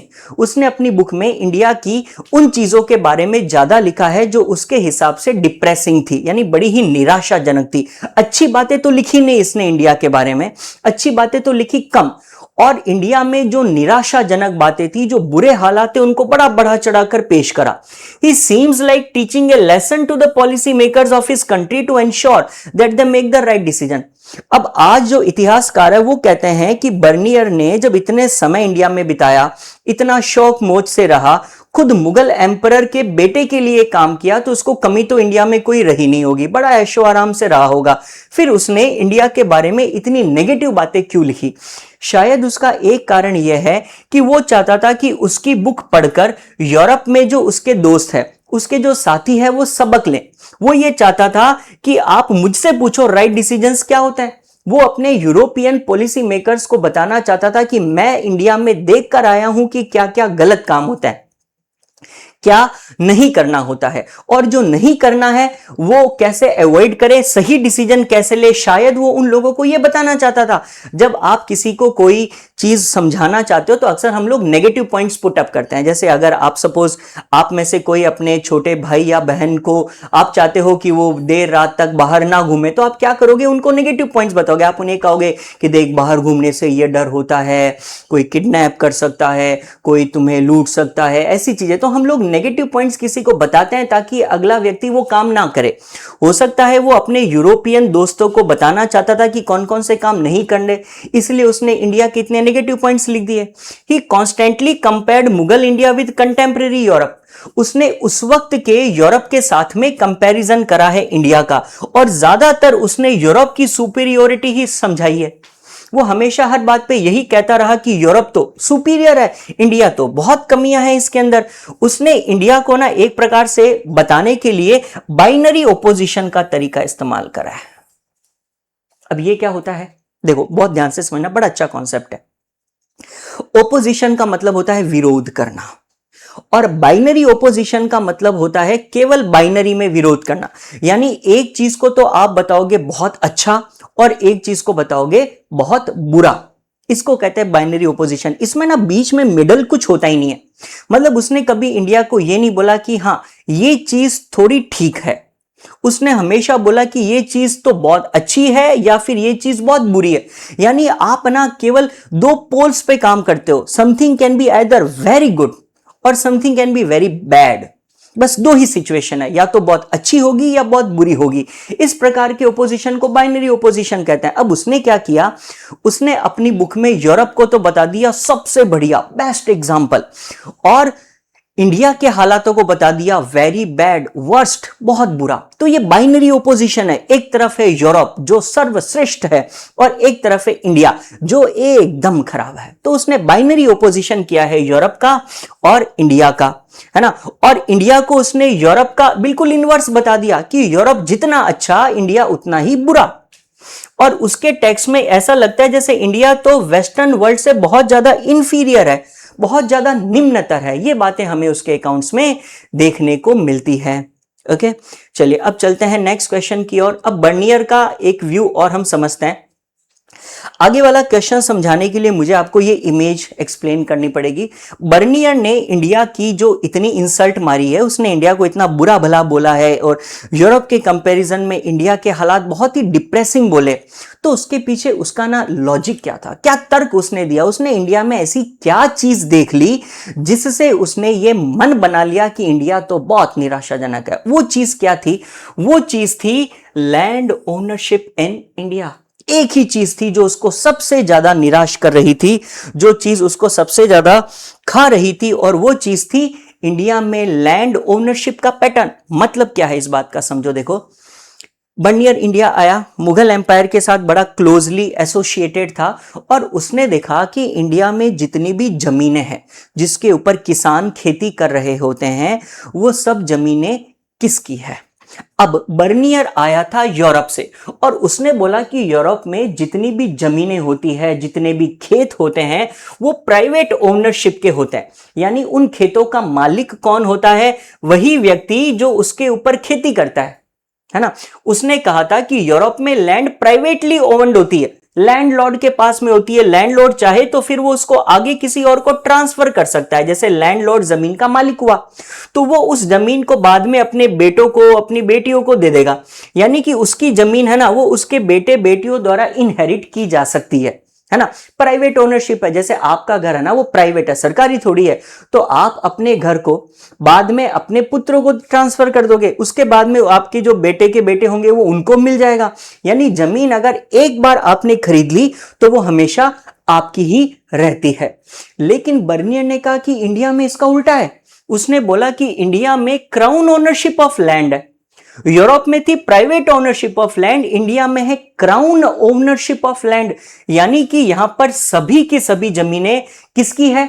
Crown की, यानी कि वो तो बादशाह की है। उसने बोला मुगल एम्पायर में जो एम्परर होता था, सारी जमीनों का मालिक एम्परर होता था और वो ये जमीनें बाद में अपने नोबल्स में बांट देता। नोबल्स यानी मनसबदार हुआ करते थे, उसके जमींदार या मनसबदार मान लो आप। तो एम्परर ये जमीनें, है ना, एम्परर जो ओनर ऑफ द लैंड है, वो ये जमीनें अपने नोबल्स में बांट रहा है। अगर मान लो एक एम्परर के अंदर कोई 50 नोबल्स काम करते हैं तो हर एक नोबल को वो जमीन बांट देगा। और ये जो नोबल होते हैं ना, ये आगे जमीनें किराए पर देते हैं पीजेंट्स को। यानी कि जो खेती करने वाला किसान है, उस किसान की तो कभी जमीन होती नहीं है। किसान को तो जमीन खेती करने के लिए किराए पर मिली होती है इन नोबल्स के द्वारा। अब ऐसे में क्या होगा? प्रॉब्लम क्या है? प्रॉब्लम यह है कि अगर किसान को जमीन केवल किराए पर मिल सकती है तो उसको उस पर रेवेन्यू पे करना पड़ेगा, है ना। और दूसरी बात यह है कि प्राइवेट प्रॉपर्टी नहीं है उनकी जमीन, उनकी खुद की थोड़ी है, जमीन तो किराए पर मिली है ना। तो ऐसे में वो उस जमीन को कभी इंप्रूव करने की कोशिश नहीं करेंगे। कोई भी किसान वो जानता है कि किराए की जमीन है तो वो वहां पर क्यों बहुत ज्यादा खाद वगैरह का इस्तेमाल करेगा, वो क्यों उस जमीन पर बहुत मेहनत करेगा? क्योंकि वो जानता है मैं ज्यादा मेहनत करूंगा, अच्छी खेती करूंगा तो सारा प्रॉफिट तो ये ले जाएंगे नोबल्स, एम्परर को टैक्स चला जाएगा, मुझे क्या मिला? और ज्यादा मेहनत करने का फायदा क्या? क्यों? क्योंकि वैसे भी ये जमीन तो किराए की है ना, मैं बहुत मेहनत भी कर लूंगा तो कौन सी मेरे बेटे को दे पाऊंगा? मेरे बेटे को तो फिर जमीन किराए पर ही लेनी पड़ेगी। तो ऐसे में इन लोगों के पास में ना कोई इंसेंटिव नहीं था कि वो लॉन्ग टर्म इन्वेस्टमेंट कर सके जमीनों में, उसमें पैसा लगाएं, मेहनत करें। क्यों? क्योंकि सिक्योरिटी ऑफ टेन्योर तो है ही नहीं ना। तो इस वजह से ये जो किराए पर लेने वाले जो मजदूर होते हैं, किसान होते हैं ना, ये कभी भी जमीन पे खर्च ही नहीं करेंगे, इन्वेस्टमेंट करेंगे नहीं, क्योंकि कौन सी इनके बाप की जमीन है, कौन सी अपने बेटों को दे देंगे। आप अगर किराए के घर में रहते हो तो किराए के घर में आप थोड़ी दीवारों पर पेंट कराओगे या घर को सुंदर बनाओगे, आपको पता है किराए का है, कल को कोई किसी और को मिल जाएगा, आज मैं हूं कल किसी और के पास होगा घर, तो आप कभी घर में इन्वेस्टमेंट नहीं करोगे। लेकिन अगर घर आपका खुद का है तो आप जी जान से उसको सुंदर बनाओगे। तो वहां पर यही होता था, यूरोप के अंदर लोग अपनी जमीनें अपने बच्चों को पास ऑन कर देते थे, इसीलिए वो अपने घरों पर और लॉन्ग टर्म बेनिफिट के लिए, लैंड के इंप्रूवमेंट के लिए काम करते थे, क्योंकि उनको पता है ये जमीनें हमारे बाद हमारे बच्चों के काम आएंगी। अब इंडिया में उनके बच्चों के काम थोड़ी आ रही है, तो ऐसे में क्राउन ओनरशिप बड़ी हार्मफुल थी। क्यों? क्योंकि एक तो क्या होता था, रुइनेशन ऑफ एग्रीकल्चर, खेती तो बर्बाद हो गई थी क्योंकि कोई किसान काम ही नहीं करना चाहता किराए की जमीन पर। दूसरा, एक्सेसिव ऑपरेशन ऑफ पीजेंट्री, ये जो मनसब होते थे या जो किराया वसूलने वाले लोग होते थे, ये इनसे जबरन वसूल करते थे बहुत सारा किराया। फिर इनका लिविंग स्टैंडर्ड बहुत पुअर होता था, क्योंकि ज्यादातर जो ये कमाते वो तो राजा महाराजा ले जा रहे हैं टैक्स के अंदर, और उनकी तो वेल्थ बढ़ती जा रही है क्योंकि किराया खूब मिल रहा है। लेकिन ये जो बेचारे हैं, इनको कोई सिक्योरिटी ऑफ टेन्योर तो है नहीं कि हमारे बाद अपने बच्चों को जमीन दे देंगे, इसलिए ये मेहनत ही नहीं करते, परेशान रहते हैं, गरीब रहते हैं, और पूरी है ना इन्होंने बिल्कुल रुइन कर डाला, विनाश कर डाला खेती का। तो बर्नियर को यह लगता था कि इंडिया में खेती के इतना खराब होने के पीछे, गरीबी के होने के पीछे एक ही बड़ा कारण है, और वो कारण है क्राउन ओनरशिप ऑफ लैंड। और यूरोप के इतना समृद्ध होने के पीछे एक ही कारण है, और वो है प्राइवेट ओनरशिप ऑफ लैंड। और उसने यही बात अपने अकाउंट में बहुत डिटेल में लिखी। तो देखिए, ये चीज मैंने आपको ऑलरेडी एक्सप्लेन कर दी, आप सिर्फ इसको लैंग्वेज देख सकते हो। बर्नियर ने इंडिया में लैंड ओनरशिप के पैटर्न को कैसे क्रिटिसाइज करा, या फिर इस क्वेश्चन को बनाने का एक तरीका और होता है जो बुक में भी पीछे दे रखा है, कि बर्नियर के हिसाब से फंडामेंटल डिफरेंस क्या था मुगल इंडिया में और यूरोप में के अंदर, और वो था प्राइवेट प्रॉपर्टी का, और उसको एक्सप्लेन करो। तो ये पूरा टॉपिक हो गया। बर्नियर के हिसाब से एक फंडामेंटल डिफरेंस जो मुगल इंडिया और यूरोप में था वो था लैक ऑफ प्राइवेट प्रॉपर्टी।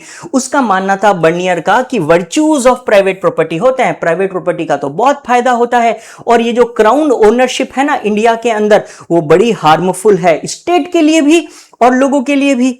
उसको लगता था कि मुगल एम्पायर में जो एम्परर है वो सारी जमीनों का मालिक है, वो इसको अपने नोबल्स में डिस्ट्रीब्यूट करता है, जिस वजह से बड़े विनाशकारी परिणाम देखने को मिलते हैं इकोनॉमी और सोसाइटी के लिए, है ना। क्राउन ओनरशिप होने की वजह से लैंड होल्डर्स ये जमीन अपने बच्चों को ट्रांसफर नहीं कर सकते, इसीलिए वो कभी भी उस जमीन में लॉन्ग टर्म इन्वेस्टमेंट नहीं करेंगे। प्राइवेट प्रॉपर्टी के नहीं होने की वजह से शुरुआत हुई यूरोप के अंदर, जैसे यूरोप में तो प्राइवेट प्रॉपर्टी है तो वहां पर हुए इंप्रूविंग लैंडलॉर्ड्स, लेकिन इंडिया में उनकी अब्सेंस है। इंडिया में कभी भी इंप्रूविंग लैंडलॉर्ड्स नहीं मिलेंगे, क्योंकि यहां पे लोगों को कोई गरज ही नहीं है जमीन में इन्वेस्ट करने से। इसकी वजह से क्या हुआ, एग्रीकल्चर का रुइनेशन हो गया, ऑपरेशन होने लगा, लिविंग स्टैंडर्ड गिरे, और रूलिंग एरिस्टोक्रेसी ने तो कमाया, बाकी सब नुकसान में रहे। ये चीज बर्नियर ने अपने अकाउंट्स में बोली थी। अब क्या हुआ, बर्नियर ने बोला कि इंडिया में ये जो हालात है ना क्राउन ओनरशिप की वजह से, इस वक्त इंडिया ऐसा हो गया है। अब आप देखो, आप खुद देखो, जब वो आया तो मुगल इंडिया था, और मुगल इंडिया के बारे में हमने एक चीज हमेशा बोली है, वो ये कि मुगल इंडिया बड़ा ही आलीशान था। औरंगजेब तक के मुगल रूलर्स तो बहुत पावरफुल कहे जाते थे, औरंगजेब के बाद में धीरे धीरे पावर डिक्लाइन होने लगी थी, बट मुगल एम्पायर है ना, इसने कभी गरीबी तो नहीं देखी थी, बहुत रईसी आलीशान थे। हाँ, ये बात और है कि मुगल एम्पायर के 1857 की क्रांति तक आते आते डिक्लाइन के हमें हिंट्स मिलते हैं, लेकिन शुरुआत में तो बहुत बढ़िया चल रहा था। तो ऐसे में फ्रांसवा बर्नियर ने ये चीजें क्यों बोली, अब देखो, उसने इंडिया को ऐसे इमेजिन किया है ना, चारों तरफ कचरा बिखरा पड़ा है, यहाँ पे सारे लोग तो भिखारी होते हैं। उसने बोला कि यहाँ के रूइंड सिटीज और टाउन्स है, उसने बोला ओवर स्प्रेड विद बुशेज, यानी यहाँ पर तो हर जगह झाड़ियां उग चुकी है जिनको कोई साफ ही नहीं कर रहा। पेस्टिलेंशियल मेरिशेज है यहाँ पर, देखो ये वर्ड है ना, पेस्टिलेंशियल मेरिशेज। पेस्टिलेंशियल का मतलब होता है बीमारी पैदा करने वाले, बीमार कर देने वाले, और मेरिशेज है मार्शेज, यानी दलदली इलाके, कीचड़। तो उसने बोला कि हर जगह पर कीचड़ है, बीमार कर देने वाला कीचड़ हर तरफ बिखरा पड़ा है। यहाँ पे हवा है वो इल एयर है, बीमार करने वाली हवा, झाड़ियां हैं, पेस्टिनेशन मेरिशेज है। इनफैक्ट उसने तो यहां तक बोल दिया कि यहाँ पे क्राउन ओवन्स ऑल द लैंड, और वो डिस्ट्रीब्यूट करते हैं नोबल्स को, जिसकी वजह से वो अपनी जमीन अपने बच्चों को नहीं बगाते और सब बर्बाद हो गया, विनाश हो गया। ये था उसके लिए इंडिया का सीन। अब आप देख सकते हो कि उसने इंडिया को कितना गलत बताया है, और बाद में हमारे हिस्टोरियंस ने इस चीज पर काफी रिसर्च करी तो उन्होंने ये पाया, पहले तो हम भी हैरान थे कि क्या सच में ऐसा था, क्या इंडिया के हालात सच में इतने नेगेटिव थे कि उसको हर तरफ केवल कचरा और ये झाड़ियां ही दिख रही है। लेकिन इतिहासकारों का कहना है कि शायद उसने ना कुछ बातों को बहुत एग्जेजरेट कर दिया, शायद सच्चाई ये नहीं थी। अब यही चीज देखिए, इसी चीज को मैंने क्वेश्चन बना दिया कि बर्नियर ने अपने अकाउंट्स में क्या सोशल कंडीशंस बताई है। उसने बोला, पहली चीज बर्नियर ने कहा कि इंडिया की सोसाइटी में केवल दो ही प्रकार के लोग हैं, एक तरफ तो है रिच और पावरफुल रूलिंग लोग और एक तरफ है वेरी पुअर पीपल। उसने कहा कि इंडिया में दो ही प्रकार के लोग केवल, एक तरफ तो है बहुत ज्यादा अमीर लोग, एरिस्टोक्रेट्स, एम्परर्स, नोबल्स, और एक तरफ है परेशान खेती करने वाले दुखियारे से लोग जो बहुत गरीब है। मिडिल क्लास तो है ही नहीं। उसने बोला there is no middle state in India, और यहां पे बहुत गैप है, जो गरीब है वो बहुत ज्यादा गरीब है और जो अमीर है वो बहुत ज्यादा अमीर है, इतना गैप एग्जिस्ट करता है। और देखिए, और उसका परसेप्शन क्या था मुगल एम्परर्स के बारे में। अगर आपको यह पूछ ले कि मुगल एम्परर कैसा था, तो उसने अपने अकाउंट्स में बोला कि जो मुगल एम्पायर है ना, वहां का जो किंग है वो है king of beggars and barbarians. कितनी गजब बात कहती, देखो बर्नियर ने बोला कि इंडिया के जो बादशाह हैं, जो किंग्स हैं, रूलर्स हैं, वो भिखारियों के किंग है ना, किंग तो है, लेकिन उसने बोला कि इंडिया के सारे सब्जेक्ट्स यानी जो प्रजा है वो तो वैसे ही भिखारी है। तो किसका राजा हुआ वो भिखारियों का राजा है। वो इन बारबेरियंस का, इन असभ्य लोगों का, भिखारियों का, इनका राजा है वो, इनका बादशाह होके क्या बड़ी बात कर दी उसने। ऐसा बोला बर्नियर ने। उसने बोला कि यहाँ के जो शहर है, नगर है, वो बिल्कुल रुइंड है, बर्बाद है, कंटेमिनेटेड विद इल एयर, यहाँ की तो हवा ही बीमारू है, हर तरफ झाड़ियां बिखरी हुई है, और पेस्टिलेंशियल मेरिशेज यानी बीमार कर देने वाला कीचड़ ही कीचड़ है हर जगह पर। और ये सारी प्रॉब्लम्स क्यों है? Crown ownership. हर चीज का एक ही जवाब, ये बर्बाद हुआ क्योंकि क्राउन ओनरशिप, शहर को विनाश हुआ क्राउन ओनरशिप, सब कुछ खराब, भिखारी, क्यों? Crown ownership. तो कभी कभी तो हमारे हिस्टोरियंस को लगता है कि यार इतना भी क्या ओवर सिंप्लीफाई करना हर चीज को, इतनी क्या क्राउन ओनरशिप है कि बर्नियर हर चीज के पीछे एक ही वजह देता जा रहा है, जी क्राउन ओनरशिप है, क्राउन ओनरशिप की वजह से सब कुछ खराब है, इतना कुछ कैसे हो सकता है ना। लेकिन उसने अपनी बुक्स में यह सब किया है। अब चलते हैं आगे की ओर, और वो क्या है, जब हमने इसके बारे में ना थोड़ी रिसर्च करनी चाहिए, हम ये देखना चाहते थे कि क्या सच में इंडिया के हालात ऐसे थे क्या सच में बर्नियर ने बोला कि क्राउन ओनरशिप की वजह से इंडिया बर्बाद हुआ पड़ा है, ये क्या सच में ट्रू है? क्या बर्नियर के अकाउंट में क्राउन ओनरशिप ऑफ लैंड जो के बारे में जो लिखा है वो सच में फैक्चुअली करेक्ट है या बायस्ड है? क्या उसमें कहीं कुछ तो उसने गड़बड़ किया है क्या? हमने जानने की बड़ी कोशिश करी। अब देखो, और अंत में हमने ये निष्कर्ष निकाला कि भाई साहब बर्नियर ने जो कुछ भी बोला वो सच नहीं है। उसने जो कुछ भी बोला, हाँ कुछ हद तक मान लिया जा सकता है, लेकिन जितना नेगेटिव पेंट करा ना उसने इंडिया के हालात, उतने भी कुछ बुरे नहीं थे। कैसे? उसने बहुत सारे आर्ग्यूमेंट्स दिए, है ना, और हमने उन आर्ग्यूमेंट्स के खिलाफ अपने पॉइंट दिए। जैसे आप देखो, हम बर्नियर को झूठा साबित कर देते हैं, बर्नियर के अकाउंट्स को हम लोग गलत साबित करते हैं। देखो कैसे। पहली बात, बर्नियर ने कहा कि यहां पर क्राउन ओनरशिप है लैंड की, है ना, और प्राइवेट ओनरशिप है ही नहीं।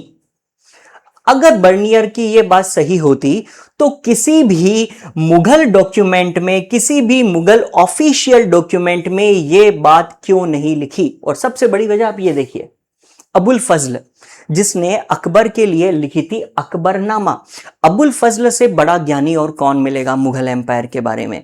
उसने तो 3 बड़े वॉल्यूम्स लिख दिए थे पूरे मुगल एम्पायर के इतिहास पर, बाबर से लेकर अकबर तक सब कुछ उसकी बुक में है।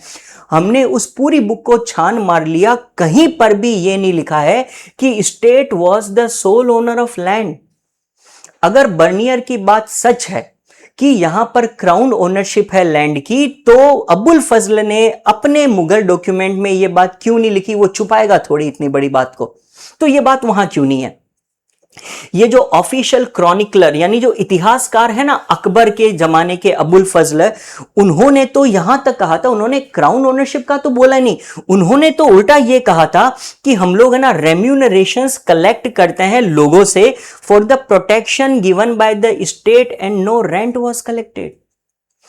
अगर बर्नियर की बात सच है और क्राउन ओनरशिप थी, तो इसका मतलब जमीन के मालिक कौन हुए? एम्परर, नोबल्स, तो उनको मिलना चाहिए किराया। तो अबुल फजल के किसी भी डॉक्यूमेंट में कहीं पर रेंट कलेक्शन की बात तो लिखी भी नहीं है। अगर किराए दे रहे थे लोग, तो खातों में किराए के बारे में क्यों नहीं लिखा? वहां पर तो लिखा हुआ है कि हम लोग तो रेम्यूनरेशन ले रहे हैं। रेम्यूनरेशन का मतलब हम इनको प्रोटेक्शन देते हैं, अपनी जनता की रक्षा करते हैं, रक्षा के बदले में शुल्क ले रहे हैं, हम इनसे रक्षा के बदले में पैसे ले रहे हैं, बस और कुछ नहीं। तो फिर रेंट की बात कहां पर गई? अगर जमीनों का मालिक एम्परर है, नोबल है, तो रेंट की बात क्यों नहीं आ रही है? वो तो किराए की बात कर ही नहीं रहे, वो तो कह रहे कि हम लोग तो केवल खर्चा ले रहे हैं इनको प्रोटेक्ट करने का।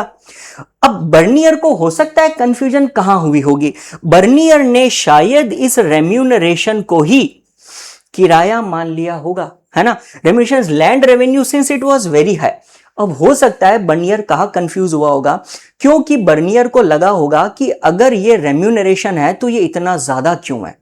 रेम्यूनरेशन का मतलब एक प्रकार का टैक्स, शुल्क, जो आप किसी सुविधा के बदले में ले रहे हो। तो ये शुल्क कभी बहुत ज्यादा थोड़ी हो सकता है, थोड़ा बहुत होना चाहिए, लेकिन ये रेम्यूनरेशन तो बहुत हाई था, तो शायद उसने इस रेम्यूनरेशन को किराया समझ लिया होगा।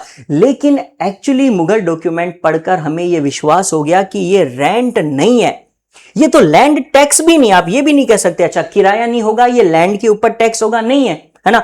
ना तो ये लैंड का टैक्स है, ना ही ये टैक्स ऑन द क्रॉप है। मतलब कि ज्यादा से ज्यादा आप ये कह सकते हो कि ये जो पैसा किसान दे रहा है वो एक टैक्स ऑन द क्रॉप है, मतलब वो अपने खेत में जो फसलें उगा रहा है वो उसके ऊपर टैक्स दे रहा है, वो जमीन का किराया थोड़ी दे रहा है। तो बर्नियर ने शायद इस किराए को इतना हाई देखा होगा ना, तो उसको लगा होगा कि यार इतना हाई टैक्स थोड़ी होता होगा, ये तो किराया है। लेकिन एक्चुअली वो फसलों के ऊपर लगने वाला टैक्स, अब इंडिया में तो बड़ी अच्छी खेती होती थी, तो फसलों के ऊपर काफी टैक्स बनता था, तो शायद ये तो वो वाला टैक्स था जिसको वो बर्नियर किराया समझ बैठा, और उसने इंडिया को बदनाम करने में कोई कसर नहीं छोड़ी। हर जगह बोल दिया जी इंडिया तो क्या है, तो ऐसे ही है, यहां पर तो इतना भारी किराया वसूलते हैं। लेकिन मुगल डॉक्यूमेंट कहते हैं कि किराया नहीं था, ये केवल रेम्यूनरेशन था, जो हमने एक प्रकार से प्रोटेक्शन के बदले में उनसे लिया जाता था, जिसको एक कॉन्सेप्ट आगे जाके हम पढ़ेंगे, जिम्मा कहते थे कि भाई हमारे ऊपर आपकी जिम्मेदारी है, तो बदले में कुछ तो टैक्स आप हमें भी दो। वो तो टैक्स है और वो भी क्रॉप पे लग रहा है, जमीन पे लग ही नहीं रहा। तो यहां पर हो सकता है बर्नियर के अकाउंट्स गलत रहे होंगे। अब एक बड़ा इंपॉर्टेंट और क्वेश्चन आता है, ज्यादा क्वेश्चंस नहीं बाकी रहे। अब देखिए बर्नियर का ये जो डिस्क्रिप्शन है मुगल इंडिया का, इसको बाद में उसने अपनी बुक में पब्लिश कराया, travels in the Mughal empire, और ये बुक बड़ी फेमस हुई, कई भाषा में इसका ट्रांसलेशन हुआ, लोगों ने इसको पढ़ा और खूब सराहा, बहुत तारीफ हुई इसकी। और इस बुक से इंस्पायर होकर कुछ और लोगों ने भी बुक्स लिख दी, जिन्होंने उसकी थ्योरी को पढ़ा, फ्रांसवा बर्नियर की थ्योरी, और उस थ्योरी के आधार पर अपनी थ्योरीज निकाल दी। और दो पर्टिकुलर लोगों के बारे में हम लोग पढ़ेंगे, जिसमें से एक तो है फ्रेंच फिलोसोफर मॉन्टेस्क्यू। इन्होंने बर्नियर के अकाउंट पढ़े और एक बड़ी गजब की थ्योरी दी। मॉन्टेस्क्यू की जो थ्योरी थी, उस थ्योरी का नाम था oriental despotism. Oriental despotism, western theorist थे ये लोग, जिन्होंने 18th सेंचुरी के बाद में ये दो थ्योरीज बनाई थी, और ये दोनों ही थ्योरीज बर्नियर से प्रभावित होकर लिखी थी। अब ये वर्ड समझो, डेस्पोटिज्म का मतलब होता है तानाशाही, अपनी मन मर्जी से रूल करना, एब्सोल्यूटिस्ट होकर तानाशाही करना। और ओरिएंटल वर्ड का मतलब होता है हर वो चीज जो पूर्वोत्तर इलाकों से जुड़ी हुई है, यानी ईस्ट से। अब होता क्या है, ये फ्रांस वगैरह या यूरोप, ये तो वेस्टर्न कंट्रीज गिने जाते हैं, तो इंडिया चाइना जैसे कंट्रीज उनके हिसाब से ईस्ट में पड़ते हैं, तो ये ईस्टर्न कंट्री हुए, ईस्टर्न इलाके हुए। तो उस जमाने में ईस्टर्न इलाकों के लिए वर्ड यूज किया जाता था ओरिएंटल, और तानाशाही के लिए डेस्पोटिज्म। तो मॉन्टेस्क्यू ने अपनी बुक में, ये भी तो फ्रेंच फिलोसोफर थे और वो भी खुद फ्रांसवा भी फ्रेंच ही था, तो ऑब्वियसली इसने बर्नियर का अकाउंट पढ़ा होगा। तो उसने अपनी थ्योरी दी जिसको कहते हैं ओरिएंटल डेस्पोटिज्म। उसने बोला कि ये जो ओरिएंटल रीजन है इंडिया जैसे, यहां पर तो पूरी तरीके से तानाशाही चल रही है ना। उसने ये कॉन्सेप्ट में क्या बोला, according to this idea in Asia, Asia का मतलब ओरिएंट हुआ, ईस्ट, यहां के जो किंग्स है ना, इनके पास में एब्सोल्यूट अथॉरिटी है अपने सब्जेक्ट्स यानी अपनी प्रजा के ऊपर। यानी यहां के राजा अपना पूरा बस चलाते हैं सब्जेक्ट्स के ऊपर, अपनी पूरी ताकत इनके ऊपर आजमाते हैं। यहां की सारी जमीनें, यहां के सारे लोग, वो तो इनके अधिकार के हैं। यानी कि यहां के जो रूलर्स है ना, ये तानाशाह हो चुके हैं और ये जो सब्जेक्ट्स है ये बड़े पुअर हो चुके हैं। तो मोंटेस्क्यू ने अपने अकाउंट्स में बोला कि इंडिया के हालात बड़े बुरे हैं, यहां के रूलर्स तो तानाशाह हो रखे हैं और यहां की जनता को गरीब कर रखा है। और उसने ये इंडिया आकर देखा था क्या, वो तो इंडिया आया भी नहीं, उसने बर्नियर के अकाउंट से ये निष्कर्ष निकाल लिया। इसी प्रकार बहुत फेमस पर्सनैलिटी कार्ल मार्क्स ने एक कॉन्सेप्ट दिया जिसका नाम था Asiatic mode of production. Mode of production मतलब मोड यानी जरिया, प्रोडक्शन का एक तरीका, और उसने एक पर्टिकुलर मोड को नाम दे दिया जी कि ये मोड कौन सा है, एशियाटिक। ये कौन सा तरीका, ये तो एशियाटिक तरीका है, यानी एशिया के लोग करते हैं ये तरीका। कार्ल मार्क्स ने कहा कि before colonialism surplus production was appropriated bye the state. This led to the emergence of an egalitarian peasant society. The rulers continued to extract this surplus and this is regarded as an stagnant system. सरल भाषा में समझाता हूं आपको, थोड़ी tough theory है। Karl Marx ने कहा कि इंडिया या पर्टिकुलरली एशिया के कई सारे ऐसे देश है जहां पर जो स्टेट है वो क्या करता है, एप्रोप्रिएशन कर देता है सरप्लस प्रोडक्शन का। मतलब क्या हुआ इस बात का, ध्यान से समझना। देखो, जो किसान होते हैं, खेती करने वाले लोग होते हैं, वो अपने खेतों में कुछ उगाते हैं। अब वो जो कुछ भी उगाते हैं उसका कुछ हिस्सा खुद ही कंज्यूम कर लेते हैं, अपने खाने के लिए फसलों के तौर पर रख लेते हैं, अपने घर के अंदर खाएंगे बाद में, पूरे साल तक चलाना है। लेकिन जो भी एक्स्ट्रा उगाते हैं, जो उनके भी काम नहीं आने वाला, उसे हम लोग कहते हैं सरप्लस यानी एक्स्ट्रा। जो भी उनकी एक्स्ट्रा कमाई होती है, जो भी उनकी एक्स्ट्रा खेती होती है, वो सारी की सारी कहां जाती है? क्या वो बाजार में बेचकर इसका मुनाफा खाते हैं? नहीं, स्टेट आ जाता है। स्टेट यानी गवर्नमेंट, और गवर्नमेंट इन किसानों से सारा एक्स्ट्रा माल छीनकर अपने पास ले जाती है। यानी कि किसान को उसकी जरूरत, उसकी नीड के अलावा कुछ एक्स्ट्रा नहीं मिलेगा। जो उसने एक्स्ट्रा उगा लिया, जो सरप्लस है, वो सब का सब स्टेट ले जाता है उनसे छीनकर टैक्स के नाम पर। ओके, तो इसका मतलब कि यहां के लोगों के पास में कुछ भी एक्स्ट्रा होता ही नहीं। अगर किसी किसान ने मान लीजिए 100 यूनिट धान उगाया और उसके एक पड़ोसी ने 150 यूनिट धान उगाया और उन दोनों की जरूरत केवल 50 यूनिट की है, तो पहले किसान ने 100 यूनिट उगाए, 50 उसके लिए चाहिए तो 50 गवर्नमेंट ले जाएगी। जो दूसरा वाला किसान था उसने खूब मेहनत करी, उसने 150 यूनिट उगाए, लेकिन खुद को 50 चाहिए तो उससे गवर्नमेंट 100 यूनिट छीन कर ले जाएगी। तो इसका मतलब किसी भी किसान के पास में एक्स्ट्रा कमाई छोड़ो ही मत। अब अगर क्या होगा, सब किसान एक समान कमाने लग जाएंगे, क्योंकि जो एक्स्ट्रा कमा रहे हो वो तो गवर्नमेंट ले गई। आपने 100 रुपए एक्स्ट्रा कमाए तो 100 सरकार ले गई, 400 कमाए तो 400 ले गई, 2000 कमाए तो गवर्नमेंट 2000 ले गई। तो अंत में सब लोग कैसे हो गए, एक समान लेवल के। ये हो गई egalitarian peasant society. Karl Marx ने बोला कि इंडिया पर तो इगेलिटेरियन पीजेंट सोसाइटी बन रही है। इगेलिटेरियन का मतलब होता है समाज में सब लोग एक ही लेवल के होने चाहिए। इगेलिटेरियन, सब समान है, कोई अमीर नहीं, कोई गरीब नहीं। कोई अमीर हो ही नहीं पाएगा, क्यों? क्योंकि जो उसने एक्स्ट्रा कमाई करी वो तो गवर्नमेंट ले गई आपसे। अगर आपके पास में मुनाफा रहे, एक्स्ट्रा कमाई हो, तभी तो आपका लाइफ स्टैंडर्ड सुधरेगा, तभी तो आप अमीर होगे। अगर आप जो कमाओ उसमें से आपकी जरूरत के अलावा बाकी सब सरकार आपसे छीन कर ले जाए, तो आप तो हमेशा वैसे के वैसे ही रह जाओगे। तो इंडिया की पीजेंट सोसाइटी तो इगेलिटेरियन बन चुकी है ना। और रूलर्स क्या करते हैं, जितना भी सरप्लस होता है सब के सब छीन कर ले जाते हैं। तो इस वजह से पूरा सिस्टम अब स्टैग्नेंट हो गया है। स्टैग्नेंट का मतलब ये वहीं का वहीं अटक गया। ना कोई व्यक्ति गरीब हो रहा है क्योंकि खेती सब कर रहा है, कोई अमीर नहीं हो पा रहा क्योंकि अमीर होगा कैसे, हर वो एक्स्ट्रा चीज जो उसने कमाई है वो तो उसे छीन ली गई अल्टीमेटली। तो ये कार्ल मार्क्स की थ्योरी थी, उसने उसको बोला प्रोडक्शन करने का ये जो तरीका होता है ना किसानों के द्वारा प्रोडक्शन, ये एशियाटिक मोड है, ये एशिया के लोगों ने एक अपना सिस्टम बना रखा है, ये चीज कार्ल मार्क्स ने बोली थी। समझ गए आप? चलिए अब अपना मोस्टली टॉपिक कंप्लीट होने पर है, लास्ट में जाकर हमें यह पता चलता है कि एक क्वेश्चन और है कि बर्नियर ने मुगल स्टेट को टिरेनिकल बताया है, आपके बुक के क्वेश्चन है ये। उसने बोला कि यहां पर तो तानाशाही का सिस्टम है और कभी कभी उसने बहुत ज्यादा नेगेटिव पेंट भी किया, लेकिन उसके डिस्क्रिप्शन से हमें हर चीज क्लियरली पता नहीं चलती। कभी कभी देखो कुछ चीजें जो होती है ना सोशल रियलिटी, वो बड़ी कॉम्प्लेक्स होती है, बड़ी जटिल होती है, चीजें इतनी भी आसान नहीं होती जितनी बर्नियर जैसे लोग अपनी बुक्स में लिख देते हैं, है ना। कैसे, हमें ये कैसे पता चला, देखो, दो Bernier projected Mughal India as tyrannical but Bernier's description occasionally hint at a more complex social reality.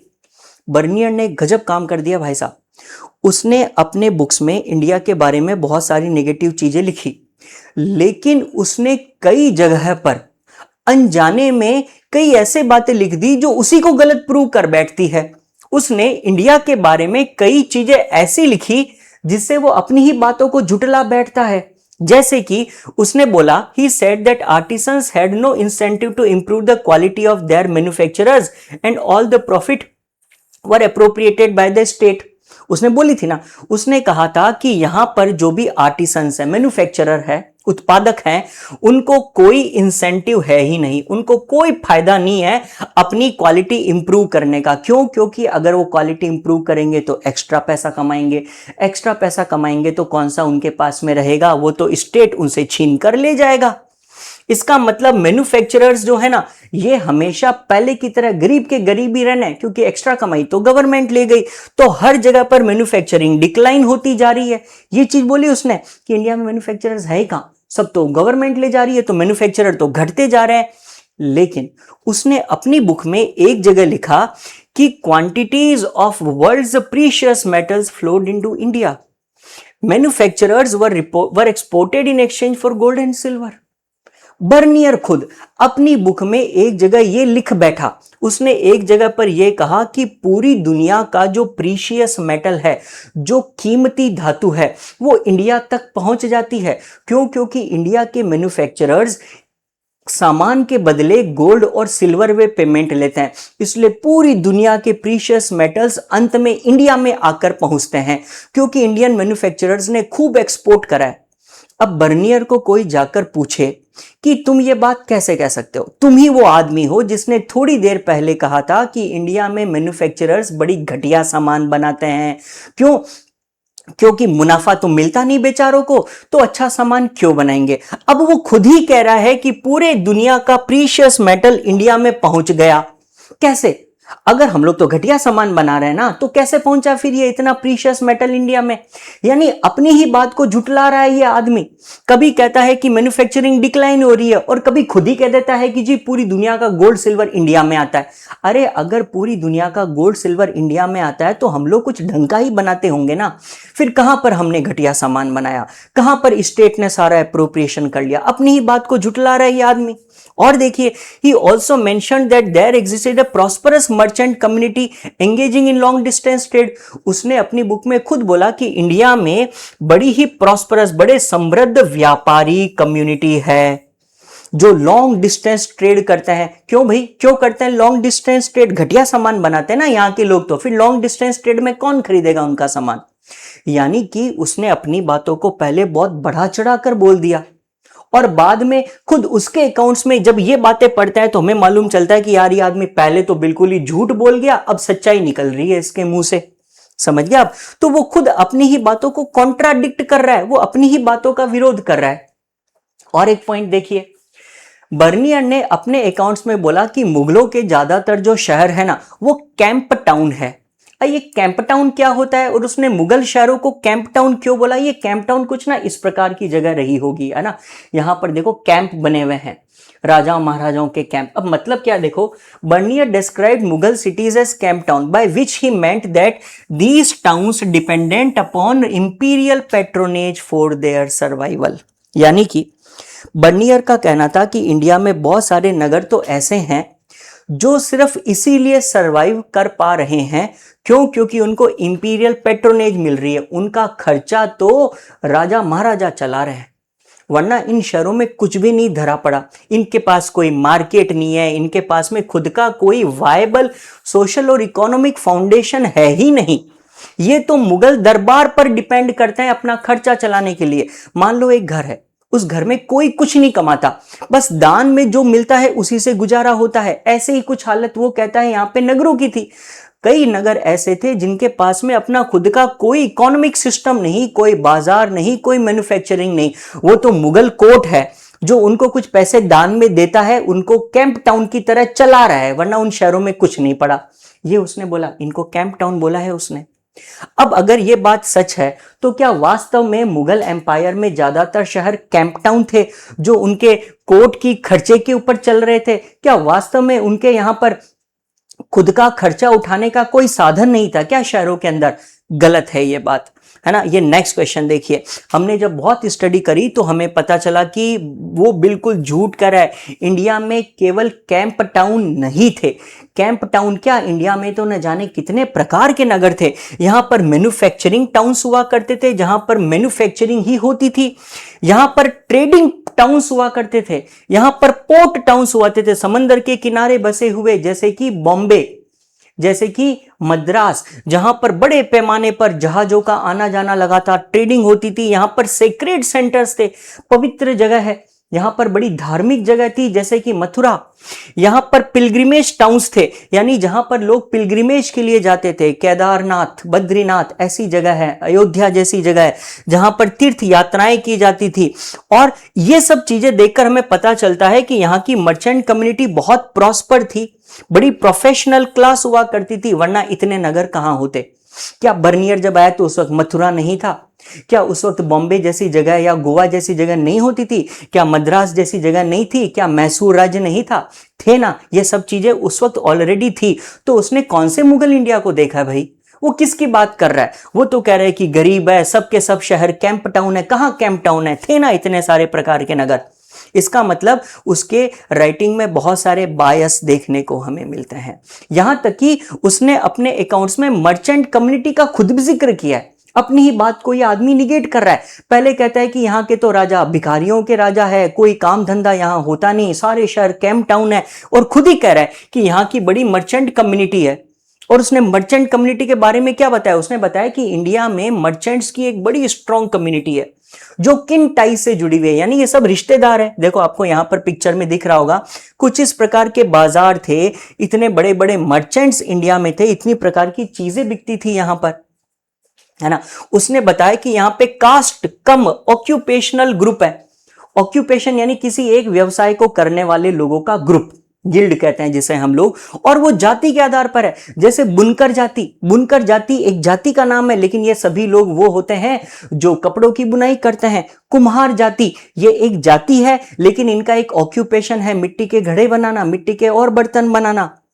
तो इस प्रकार लोहार जाति, स्वर्णकार जाति, ऐसी बहुत सारी जातियां हैं जो किसी एक पर्टिकुलर कास्ट के थे, लेकिन एक ऑक्यूपेशन से आपस में जुड़े हुए थे। ऐसे तो बहुत सारे लोग थे। जैसे वेस्टर्न इंडिया के अंदर एक ग्रुप हुआ करता था जिसे कहते थे महाजन, है ना। और जो महाजन लोगों का चीफ होता था उसे कहते थे सेठ। आपने वर्ड सुना होगा ये सेठ, पहले बहुत वर्ड यूज करता था, सेठ या नगर सेठ। ये सेठ कौन होते थे? सभी व्यापारियों का लीडर होता था, चीफ होता था। और अहमदाबाद जैसे अर्बन सेंटर्स थे उस वक्त, जिनमें मर्चेंट कम्युनिटी का जो चीफ होता था उसको कहते थे नगर सेठ। जो सभी अहमदाबाद के अंदर वो वर्ड यूज करते थे नगर सेठ, और हमारे यहां पर बाकी जगहों पर वेस्टर्न इंडिया में वर्ड यूज करते थे केवल सेठ। तो इतनी मर्चेंट कम्युनिटी तो थी, और क्या चाहिए तुमको, है ना। इसके अलावा खुद बर्नियर कहता है कि इंडिया में अर्बन प्रोफेशनल क्लासेस भी थी, यानी कई लोग ऐसे थे जो व्यापारी नहीं थे, लेकिन कोई व्यवसाय, कोई धंधा, कोई नौकरी करते थे। जैसे उस वक्त फिजिशियंस हुआ करते थे इंडिया में। फिजिशियन को हम लोग कहते थे हकीम या फिर वैद्य, है ना, वैद्य जो इलाज करते थे लोगों का। या फिर टीचर्स हुआ करते थे जिनको कहते थे, हिंदू है तो पंडित और मुस्लिम है तो मुल्ला। तो पंडित और मुल्ला यानी कि टीचर्स हुआ करते थे, लॉयर्स हुआ करते थे, वकील थे उस टाइम, पेंटर्स हुआ करते थे, आर्किटेक्ट हुआ करते थे, म्यूजिशियन, कैलीग्राफर यानी जो बेहद सुंदर डिजाइन्स बनाते थे, बहुत सुंदर लिखावट होती थी जिनकी, इतने सारे लोग थे, इतनी प्रोफेशनल क्लासेस थी मुगल इंडिया के दौरान। मुगलों के जमाने में इतने व्यवसाय करने वाले लोग। हाँ, इनमें से कई लोग इंपीरियल पेट्रोनेज पे डिपेंड करते थे, यानी उनका खर्चा राजा महाराजाओं के दान से चलता था। अब आर्टिस्ट है, वो कोई चित्रकला बना रहा है या कोई संगीतज्ञ है, तो उसको कौन किससे कमाई होगी? आम लोग, मिडिल क्लास, वो कहां पैसे देंगे उसे? तो इनको इंपीरियल पेट्रोनेज यानी बादशाहों से इनको राशि मिलती थी जिससे उनका गुजारा होता था। लेकिन बहुत सारे लोग ऐसे भी थे जो क्राउडेड मार्केट में, बाजारों में अपनी दुकानें चलाकर कमाते थे। तो इंडिया में मर्चेंट कम्युनिटीज थी, प्रोफेशनल क्लासेस थी, इतने प्रकार के शहर थे, और बर्नियर पता नहीं क्या बातें कहे जा रहा है अपने के अंदर। यहां जाकर बर्नियर का अकाउंट भी आपके लिए पूरी तरीके से खत्म हो जाता है। लास्ट में इस चैप्टर के खत्म होने पर इब्न बतूता से जुड़ा हुआ एक टॉपिक हमें बताया गया है जो है slavery as seen by Ibn Battuta. आपकी बुक में एक सोर्स के तौर पर दिया गया है। इब्न बतूता ये बैठा यहां पर, और इसने ना इंडिया में ये दास प्रथा देखी, गुलामी की प्रथा देखी, और उसने उस गुलामी की प्रथा पर भी काफी कुछ लिखा है ना। जैसे देखो यहां पर एक अमीर व्यक्ति है जो इनको स्लेव्स को खरीद कर लाया है, इनको चेन में बांध कर रखा जाता था और बाजारों में ये इंसान सामान की तरह बिकते थे। ये इब्न बतूता ने बोला। उसने बोला, I found that in Hind slaves are of two kind. दो प्रकार के स्लेव्स होते हैं, एक तो वो जिनको पैसे से खरीदा जाता है, और एक वो जो युद्ध बंदी है, वार प्रिजनर्स है, युद्ध में हार गए तो उनको बंदी बनाकर अपने यहां गुलाम बना के रख लिया, है ना। There are many slave. उसने बोला इंडिया में तो कई सारे गुलाम है, और कुछ गुलाम तो यहां पे इतने लंबे समय तक रहकर काफी हाई पोजीशन पर भी पहुंच गए, है ना। तो ये सारी बातें उसने बताई थी। ये गुलाम क्या करते हैं? ये घरों में काम करते हैं, खेतों में काम करते हैं, वर्कशॉप यानी कारखाने में काम करते हैं, नोबल्स के यहाँ सर्विस करते हैं। कुछ गुलाम थे जो धीरे धीरे अपनी वफादारी की वजह से, अपनी समझदारी, ईमानदारी की वजह से काफी इंपॉर्टेंट पोजीशन पर पहुंच गए। बाकी इंडिया में गुलामी प्रथा भी काफी ज्यादा थी, ये इब्न बतूता ने बोला। इसके अलावा इब्न बतूता ने, देखिए ये देखो जो मैंने आपको बताया है वही सारी बात यहां पर भी लिखी हुई है कि स्लेव्स को तो ओपनली मार्केट में बेचा जाता था, गुलामों की मंडियां लगती थी, आदमी भी औरतें भी बिकती थी, और लोग उनकी बोली लगाकर उनको खरीदते थे। जैसे कोई कोमोडिटी, कोई सामान कैसे बिकता है, उस प्रकार आदमी और औरतों को बेचा जाता था यहां पर। कभी कभी तो उनको गिफ्ट के तौर पर दिया जाता था। आप किसी को गिफ्ट देने गए, आपने उसको कोई लड़का या लड़की दे दी गिफ्ट में, ऐसी चीजें भी होती थी।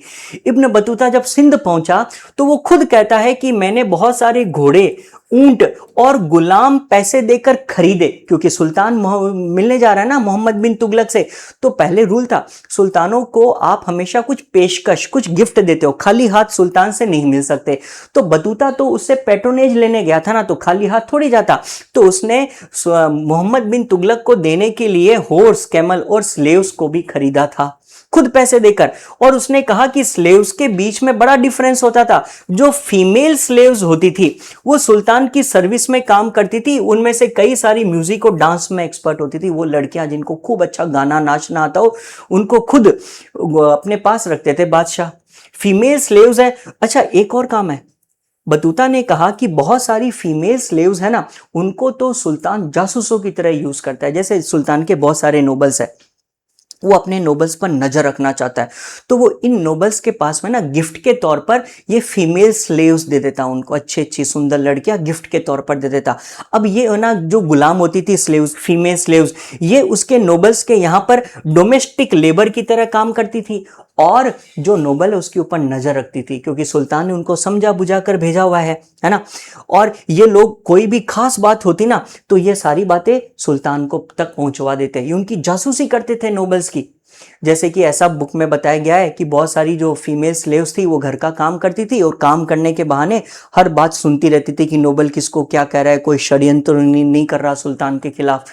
और फिर उनके घर में जो कचरा उठाने वाले लोग आते थे ना, कोई बाहर की औरत, तो ये तो फीमेल स्लेव है, ये तो बाहर जा नहीं सकती घर के बाहर बादशाह को बताने के लिए, तो इनके घर में जो दूसरे स्कैवेंजर्स या कचरा उठाने वाले लोग आते हैं ना, ये बातें उनको बता देती, और ये बातें वो घर के बाहर जाकर सुल्तान तक पहुंचा देते। तो एक प्रकार से अपने ही मंत्रियों पर जासूसी का काम करवाने के लिए सुल्तान फीमेल स्लेव्स रखता था। और कभी कभी तो ये फीमेल स्लेव्स है ना, इनका एक काम, मेल और फीमेल स्लेव्स, इनका काम होता था पेलेंक्विन। पेलेंक्विन का मतलब होता है इनकी बग्गी, इनका डोला, जो डोली होती थी जिसमें बैठकर ये नोबल्स घुमा करते थे, डोली उठाने का काम भी करते थे। इनकी कीमत क्या होती थी, ये कह रहा है कि इनकी कीमत अलग अलग प्रकार से थी। जैसे फीमेल स्लेव्स है ना, जो डोमेस्टिक लेबर के लिए चाहिए होती थी, घर के काम के लिए, वो थोड़ी कम पैसे में सस्ती होती थी।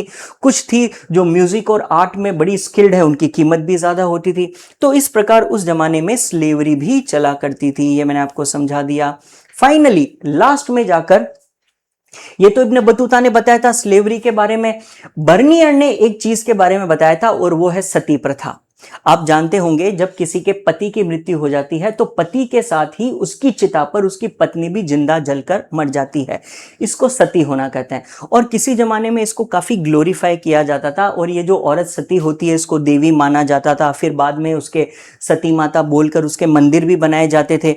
तो बर्नियर ने इंडिया में सती प्रथा देखी थी, उसने औरतों को सती होते हुए भी देखा था, और उसने अपने अकाउंट्स में इसका जिक्र किया है। उसने बोला कि कुछ औरतें तो उस seemed to embrace death, embrace यानी गले लगाना, कुछ औरतें तो अपनी मन मर्जी से मौत को गले लगाती थी खुशी खुशी, और कुछ औरतों को जबरदस्ती सती किया जाता था। औरत सती नहीं होना चाहती तो भी उनको जानबूझे कभी कभी चिता से बांध देते, या उनको कोई बेहोशी की जैसी दवा देकर, ये चीज बुक्स में लिखी है। मैं पर्सनली नहीं जानता इन चीजों को, हम तो सिर्फ उन्हीं पे विश्वास कर सकते हैं जो बुक्स में लिखा है। तो बुक्स में ऐसा लिखा है कि कई बार औरतों को जबरदस्ती सती किया जाता था। अगर कोई औरत सती होने से मना करती तो उसको सोसाइटी से ऑस्ट्रासाइज कर देते, समाज से उसको निष्कासित कर देते। तो इस डर से बेचारी औरतों को सती होना पड़ता था, ऐसा कुछ बुक्स में कहा गया है। उसने अपने बुक में एक चाइल्ड सती के बारे में बताया। उसने बताया कि एक 12 साल की लड़की, 12 साल की तो बच्ची हुई ना, वो कहता है एक 12 ईयर ओल्ड यंग विडो थी, इतनी कम उम्र की लड़की विधवा हो गई, क्योंकि पहले बाल विवाह होते थे। तो कभी कभी 12 साल की उम्र में उस लड़की को पता भी नहीं है पति होना क्या होता है, पत्नी होना क्या होता है, और वो विडो हो गई, विधवा हो गई, और उसको फिर बाद में एक सती के तौर पर सेक्रीफाइस कर दिया, उसको पति के साथ जला दिया, एक 12 साल की बच्ची को। ये बर्नियर ने अपने अकाउंट में बोला था। We do not know about the validity of this argument, सच्चाई कितनी है इस बात में हम नहीं जानते, but according to Bernier something like this happened. Okay, अब उसके बाद में फाइनली बर्नियर ने विमेन लेबरर्स के बारे में क्या बोला। बर्नियर ने देखा इंडिया में जो औरतें होती है ना सिर्फ केवल घरेलू स्त्रियां हैं जो केवल घर का काम करती है, बल्कि आदमी के बराबर कंधे से कंधा मिलाकर खेती भी करवाती है। उसने बोला कि यहां पर औरतों का लेबर बहुत क्रूशियल है, जरूरी है, एग्रीकल्चर में भी और नॉन एग्रीकल्चरल प्रोडक्शन में भी। यानी औरतें खेती भी करती है और खेती के अलावा भी कई काम करती है। इनफैक्ट मर्चेंट फैमिली की तो बहुत सारी औरतें हैं जो कमर्शियल एक्टिविटीज में शामिल है ना। It seems unlikely that women, और ऐसा नहीं लगता कि औरतें केवल घर के अंदर ही बंद होकर रहती होंगी। औरतें नो डाउट बहुत ही सारे कामों में व्यस्त थी। उसने बर्नियर ने खुद बोला कि यहां पर औरतें तो न जाने कितने ही प्रकार के काम कर रही हैं। अब यहां पर आपका ये चैप्टर कंप्लीट हो जाता है, और चैप्टर कंप्लीट होने से पहले इस बुक में और भी कुछ फॉरेन ट्रेवलर्स का जिक्र किया गया है जो मैं आपको बता रहा हूं। जैसे इस बुक में बताया गया है, इस चैप्टर में, जीसुइट रोबर्टो नोबिली, ये वो थे जिन्होंने इंडियन टेक्स्ट को यूरोपियन लैंग्वेज में ट्रांसलेट किया, इनका नाम भी बुक में आता है। डुआर्टे बारबोसा, ये थोड़ा इंपॉर्टेंट है, ये एक पोर्चुगीज ट्रेवलर था जिसने ट्रेड और सोसाइटी के बारे में लिखा था, पर्टिकुलरली साउथ इंडिया के बारे में।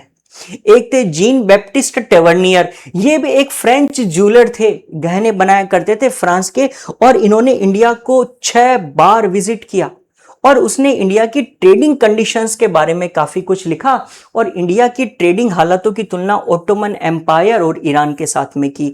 किसने? जीन बैप्टिस्ट टेवर्नियर ने। एक इटालियन डॉक्टर थे जिनका नाम था मनुची, मनुची ने भी इंडिया को लेकर काफी अकाउंट्स लिखे हैं।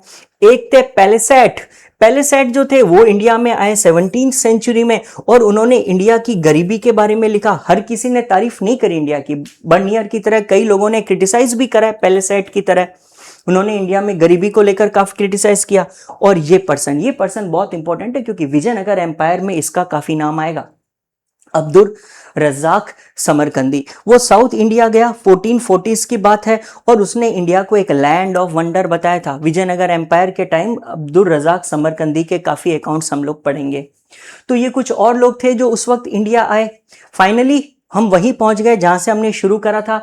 ये सारे के सारे वो ट्रेवलर्स है जिनके बारे में हमने पढ़ा। अब आप ये याद रख लेना, ये कौन सी सेंचुरी में आए, इनका नेटिव कंट्री क्या था, इनकी बुक का नेम, इनके बुक की लैंग्वेज, और कौन सा रूलर था जब ये आए, और इनका सब्जेक्ट मैटर, इन्होंने अपनी बुक्स में किस किस बारे में लिखा है। तो इस प्रकार ये आपका चैप्टर यहीं पर सारा कंप्लीट होता है। और मैंने यहाँ पर लास्ट में आपकी सुविधा के लिए कुछ मल्टीपल चॉइस क्वेश्चंस दिए हैं जो अब तक एग्जाम में पूछे जा चुके हैं डिफरेंट एग्जाम्स में। जो इसमें से पूछे गए उनके आंसर भी लिखे हैं, आप इसका स्क्रीनशॉट लेकर रख सकते हैं या फिर आप एक बार इनको खुद से पढ़कर देखिएगा। मैंने सारे चैप्टर पढ़ाते वक्त आपको कवर तो ऑलरेडी करा दिए हैं, तो अब इसलिए मैं वापस एक एक चीज रिपीट नहीं करूंगा। ऑलरेडी ये वीडियो काफी लंबा है, आप इसको देख लीजिएगा।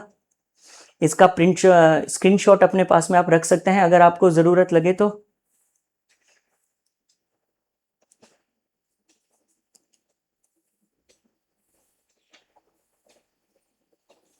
तो आप ये मल्टीपल चॉइस क्वेश्चंस एक बार खुद से देखेगा, बहुत इजी, आपको वैसे भी ये याद हो जाएंगे।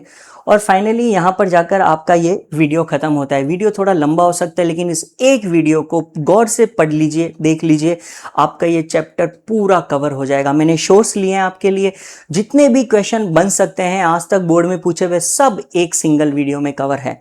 आपको कोई डाउट हो, आप कुछ कहना चाहते हैं तो कमेंट्स जरूर कीजिएगा, वीडियो को लाइक और शेयर कीजिएगा। Thank you.